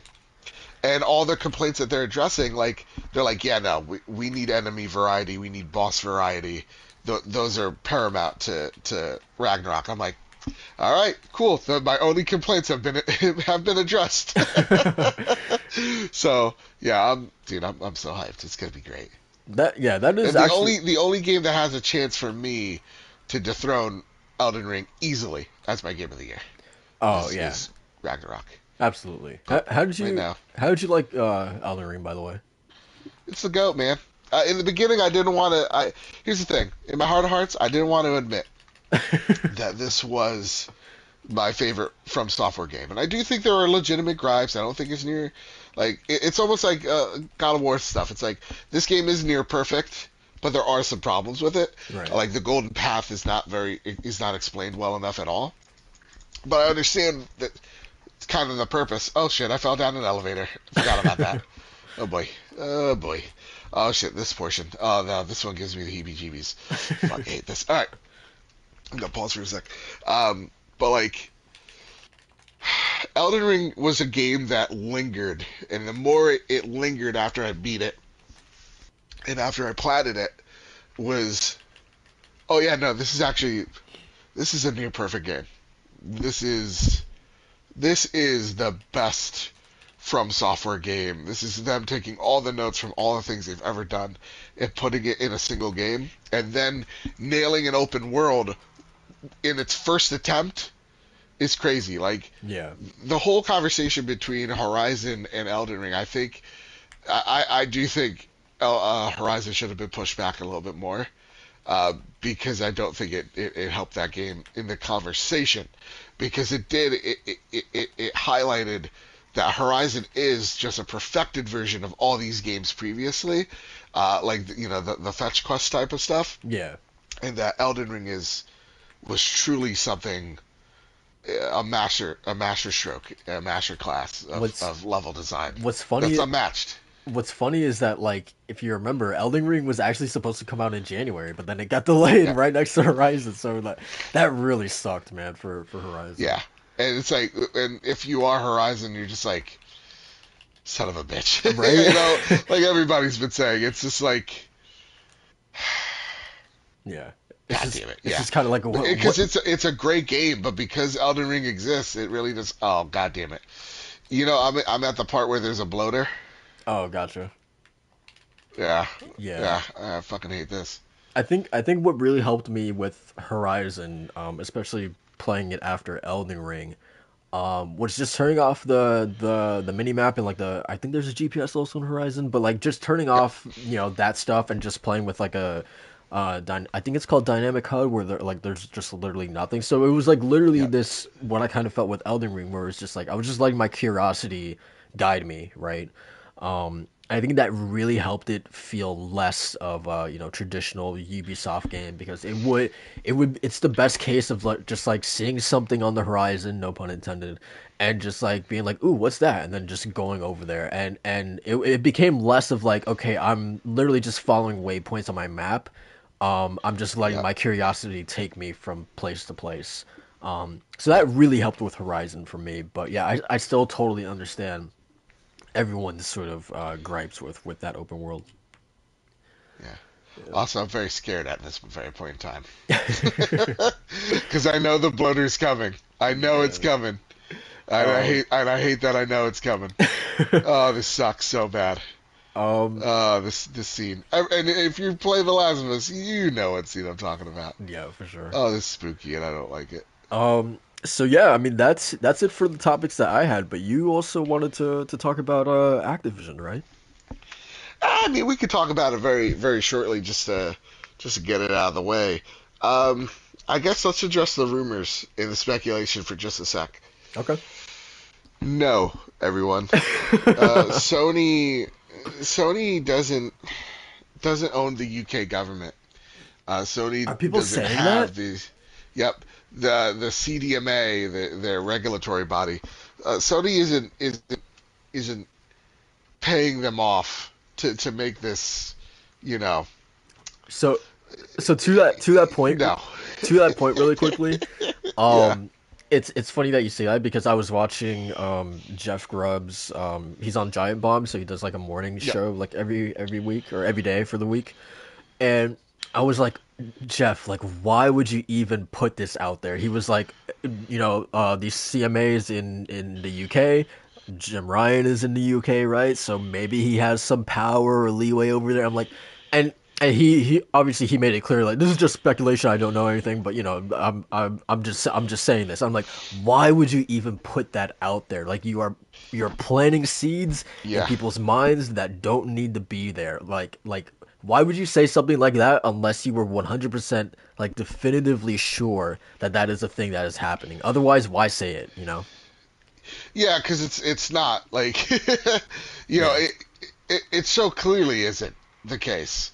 Right. Um, just because someone lives there doesn't mean anything. It may be that's just him speculating for speculation's sake, but no, for me, I view I view this whole situation. God, they gave me a shiv. Oh God, they gave me shotgun ammo. Oh, this is happening. Um, I view the whole situation as this is what just happens, and we in the gaming industry are so new to these things happening that we really don't know our ass from our elbow with things like this, Yeah. and it really does show. So like the one person actually like seeing Tom Warren go, this is like Sony wrote this themselves or whatever. I'm like, Tom, first off, you're letting your bias show, Yeah. but secondly, and I get it, it's the beat that you cover, and you're going to have like some intricate connection to it, but like to say that Sony wrote this for the or to put assumptions out there that that's what happened. No, it's probably, hey, Sony, yeah, when they wrote that thing for the Brazilian government, that was probably a copyright. That was probably another Brazilian law firm translating the British or sorry or the overall arcing argument that Sony has in general worldwide, going from Brazil to the U.S. to Canada, or in the U.K. So it's like, no, that just probably means that, yeah, they have a few things to kind of nail out here, and to get in writing. If I am Sony, and I'm saying this with my chest right now, why wouldn't you do this? Yeah. Why Yeah. wouldn't why wouldn't you try to put some doubt in these regulators? Because this is your sole chance, your sole opportunity. If you have just a percent chance that you can make this a dud, why wouldn't you take that chance? Yeah. And at the same exact time, what I feel like is the real, um, you know, the real thing here is Sony wants in writing what's going to happen to Call of Duty, what's going to happen to Diablo, what's going to happen to all the high end IP that they care for. Yeah. Like, they just want it in writing because they are scared. Call of Duty means a lot to people, Yeah. and they know if Microsoft has it, that hurts them. But Microsoft also knows if they take it away, it hurts them too. So PlayStation really wants to make Microsoft look like the bad guy if and when that day happens. But Microsoft's goal, when they say several years, is they want the market share to be on PC and Xbox before they take it away from PlayStation people. Yeah. So again, no, PlayStation isn't paying anybody off. They're giving their argument that, hey, we're different than any other publisher out there because we are direct competition with Microsoft, and we're telling you that if they take this thing away from us, the competition is going to rapidly change. Yeah. Rapidly change. So, like, as a consumer, I don't care because I'm going to play Call of Duty where I'm going to play it, and Overwatch likewise. But, like, in a business aspect, you'd have to be silly to say, yeah, no, they wouldn't try something. And at the same exact time, they're not. Sony doesn't have the legal power, let's say, of an Apple, of a Microsoft, of an Amazon, the Jeff Bezoses of the world. Right. They don't have that type of leverage. But I bet they do, but not to those extent. So seeing how Microsoft is moving and navigating, I bet this is exactly what PlayStation wants. Yeah. You know, and this is exactly what Xbox expected as well, because you saw that announcement, that those words from Phil Spencer ring true again. So it's gonna be interesting. And It's gonna be really interesting. And like I feel like this is like like this is what the CMA is supposed to do, man. They're supposed to ask Yeah. these questions. They're doing their job, man. That's literally it. Anyone who thinks that this is something that is deeper than that, I think That there's like a deep state conspiracy. Right. Sorry, but it's not that serious. you're lying to yourself, man. They're just doing their job. I mean, it's good that they're asking these questions. You don't want if Apple was doing this, you wouldn't want them to just be scot-free with no repercussions or anything like that, get away with something like this, right? Like Right. you want and Phil Spencer said it too in his Bloomberg interview a while back where he said like yeah, we welcome these questions. Like they're hard questions, but they need to be asked, right? So They're trying to be as nice about it as humanly possible. Because Oh, if they're just like, no, this is outrageous. What is this? It's like, it's not a good look for you. yeah, So, absolutely, absolutely. Which I also think I don't know if you read his statement, but it was very, very funny of him to be like, um, I forget the exact wording, but he called out like Tencent and Sony in that yeah, statement that he put out. He was like, "Hey, like look at our main competitors, Sony and Tencent, right? Like look at them yeah, basically." So I thought it was very interesting that he called them out specifically, right? yeah.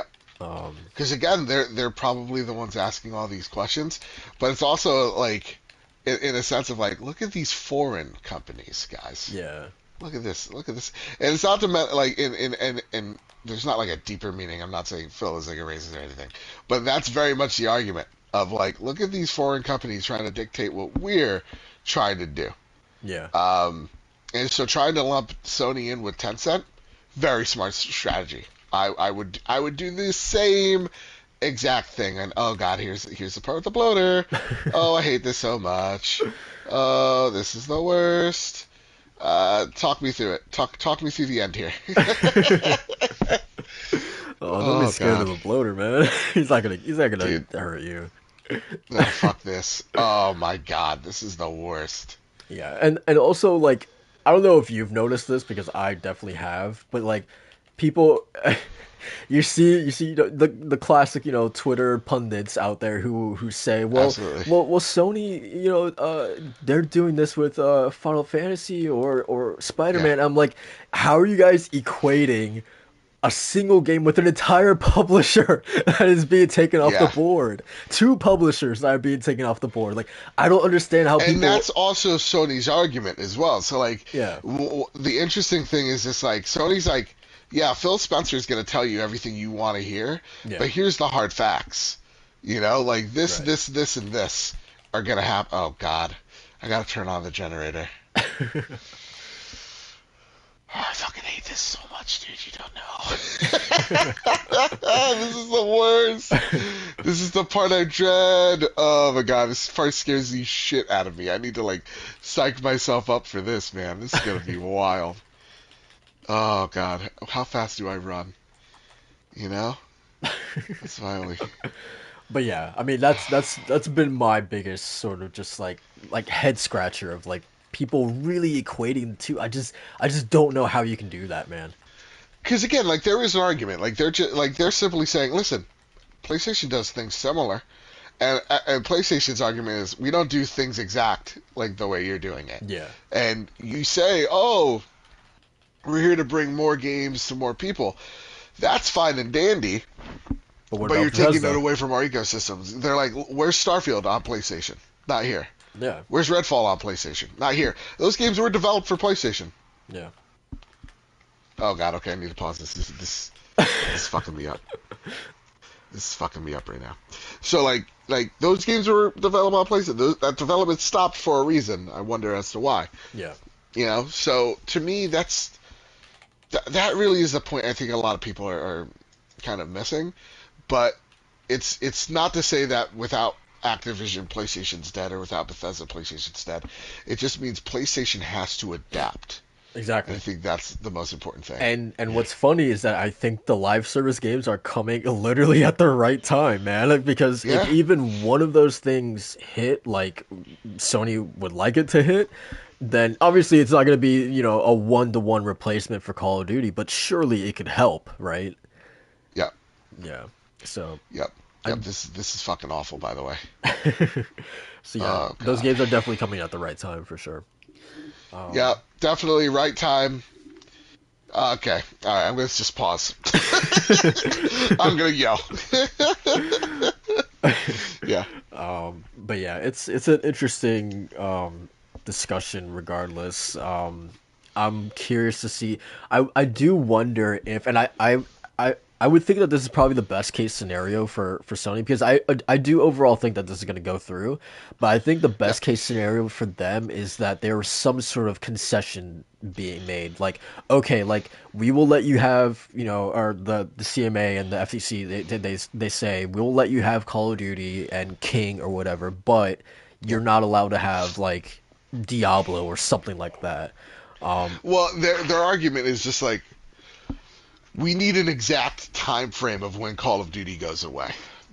And we need to make sure that there are stipulations because it is true. This is huge. This is something we've never seen before. Right. So they're just like they're trying to put as much doubt to make sure that Activision and the most popular games that they make are still on PlayStation. Yeah. And this is them trying to find a way to make it work. Because again, without Call of Duty, they have a great argument here. PlayStation has a great argument. It has incredible sway. How do we know? Because we did it. Yeah. But we Yeah. didn't do it to this degree because this is craziness. And So and yeah. even if Call of Duty still stays on PlayStation, just the fact alone that it would be on Game Pass day one is still an appealing enough sort of Oh, absolutely. wrinkle to the equation that could still sway people to one side Oh because yeah, of I that. mean it would sway me. We're like, no doubt. Like if Call of Duty alone was on Game Pass, I'd be playing Call of Duty on Game Pass. Yeah, I would not be playing it on PlayStation. yeah, You know, Diablo, maybe, but like, no, I would be playing it on PC. Like, so it would sway me. yeah, So they are right. They're like, no, this move is huge, and it could upset the balance of things. And PlayStation's arguing the balance of things because they are number one, and Microsoft's like, nah, they'll always be number one. Don't look into this. You know, yeah, that's their argument. That's their argument. And now they're going to take a look at subscriptions and all that jazz. So like they're going to be looking into a lot of what PlayStation and the whole industry is kind of going, and seeing if this thing does give them a quote unquote unfair advantage. But Xbox has to be as responsive and kind. Like that's why you're seeing the tone out of out of Phil Yeah. be so like, we never done this before, and we are just so, listen, thank you for asking all these questions, because like, we've never done this, you know, Yeah. this is really big for us, and blah, blah, blah. It's like, no, Phil, you're saying that because like, if you're very, if you're fighting with them, that's not the way you want to be, Yeah. right? It's like when the cop pulls you over, it's like, nope, my hands are on this wheel, officer. I'm actually, I'm thankful you found that tail light, you know, like that type of shit. So Right, right. yeah, no, of course you're gonna be, of course And you're gonna be nice. and I think that's probably Sony's best argument is because I think it gets a little tough for them to argue console space that that Microsoft would have a big advantage console wise because this acquisition would still put them in I think like third place behind Sony and then Tencent is number one in terms of like the money that they're making in the market. But I think subscription wise, I think Sony has a bigger case that like, hey, that this would really sort of allow Microsoft to corner that market specifically, the subscription market, because they already control. I think like Brazil said like 60% of the subscription market is Game Pass. Yep. So if this deal was to go through, like that really just puts a stranglehold on that market Yeah. for them. So I think that's probably Sony's best way to argue, honestly. Yeah. Again, it's gonna be a very interesting few more months of this, and let's be honest, closer to a year. Um, it's gonna be very interesting for sure. Yeah, and and last thing I'll say about this is that like I I'm first of all I don't like consolidation in general, but to see people like wanting more because you see people now during that Bloomberg interview they for whatever reason they said Xbox the home of Minecraft, Halo, and Sonic or Sega or something like that, right? Yeah. So people immediately were like, oh, are they going to acquire Sega too? And seeing people champion that, I'm like, It's very strange. right, like almost like It's very strange what we're seeing. they value acquisitions more than actual games being released, but that's a different conversation. But Yeah. so it's very strange. But Very sure. I think it is bonkers how we're championing corporations. Again, this is something I keep echoing. They are amoral. They have none. yeah, They don't care what's right or wrong. They care about what's making money for them. And there are good people that work there, but these companies have a sole responsibility to their shareholders, not their customers, not their employees, their shareholders, to make as much money as possible. It's not about being, it's about making a lot of money. like I'm sorry to break to you, Sony Soldier 24. Like Jim Ryan Yeah. doesn't know your name, right? No, Jim Ryan doesn't know who I am. Right? He doesn't care if I live or die. Exactly. Same, He has same. no idea. He cares a lot about his cats. All right, listen. Let me get scared shitless right now. I'm gonna go fight these fucking tickers. Same Let's go. thing. Same thing with the people back in 2016 or 2017 who had like the Scorpio symbols in their Twitter usernames or whatever. Like Phil Spencer doesn't know who you are. Like, come on. No. Yeah. But yeah, that's it for that, man. Gonna be very interesting, as you said, rest of the year to see if this gets any more real traction, or if the CMA and the FTC continue to kind of make Microsoft's life a little bit rougher on this. I'm very curious to see what happens because, as you said, this is something we've never seen before. So, yeah. Yep. I'm beating the shit out of this guy. Ah, fuck you, dude. Yeah, I'm also very terrified right now. But yeah, man, that's gonna do it for the podcast. Unless you had anything else you wanted to bring up before we go. No, man, that's all I got. I'm scared out of my mind. Um, because I know what comes next. You know. Right, right. So yeah, man, Fuck, that's gonna this is do it scary. for the podcast. Want to thank everyone for tuning in. We greatly appreciate it. We'll be back next week with the everyone back, I believe. So that'll be very exciting. Macho can talk about his wedding and everything that happened there as well. Um, but yeah, before we get out of here, we're gonna get started with these outros. Mr. Badbit, thank you for Yeah. coming through, man. Really appreciate it. Yep. I appreciate being here. I'm scared You sound shitless. so Um, scared. Like you're going through it oh right now. God, man. Oh fuck, it's just okay. All right. I'm a big brave dog. I'm a big brave dog. Come on, now let's run. Now let's just fucking run. No, I'm gonna have to fight him. Let's go. Let's fight. Let's have a wrestle. Come on. Can you You think I'm scared of you, bro? can you I'm fucking petrified. can you tell people where they can find you at least? Yeah, you can find me at Velka at various locations. Open the fucking door, Joel. Open. God damn it. Joel's not opening the door for jack shit. Oh no. One sec. Oh god, here's a bloater. This is fun. I'm having a blast. Oh Man. god, I burned alive. I got so scared I burned alive. Okay. Jesus. Hi everybody. You can find me over at Mr. Badbit on Twitter. You can find the show PS Trophy Room on Twitter. You can find the show The Trophy Room, my PlayStation podcast, on wherever you have your podcast, whether that's Spotify, whether that's Apple Podcasts, whether that's YouTube. You can find us there. I appreciate all the 5-star reviews, though. That would be fantastic. And yeah, I'm gonna go find a bloater again because I'm scared. God damn it. God, why is it always just... Here's the thing. Why does it have to be so loud? Yeah. You know? Yeah. Why does it have to be so loud? That's all I ask. Why does it have to be so loud? Yeah. Oh, God. It's just a lot of ruckus. I'm just imagining Okay, I killed one. He's done. I'm just imagining you going through your outro just like drenched in sweat, like huffing and puffing too. Oh, I'm judging something. It's probably piss, you know?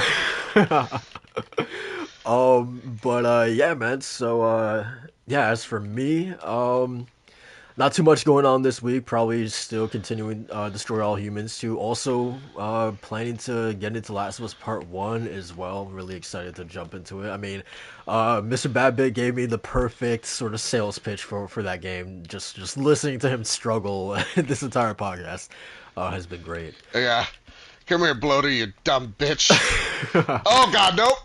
Nope, got too close. Yep, he is literally ripping my face off. But... How? By the way, how are the death animations? Are they like more gruesome? Oh, they've been gruesome. You don't have to worry about that. That's still alive and well. Fantastic. I'm gonna go beat the shit out of this guy with a brick. One sec, guys. I'm figuring this out. Everybody, you have a great day. Yeah, you have a fantastic evening. And eat my brick. There you go. Fantastic. Yeah, so that has been DualShock and Sense episode 74. We'll catch you guys again next week, next Saturday, same time as usual, 10:30, roughly 10:30. You know how we are, so roughly. But yeah, we will catch you guys then. Until then, peace out.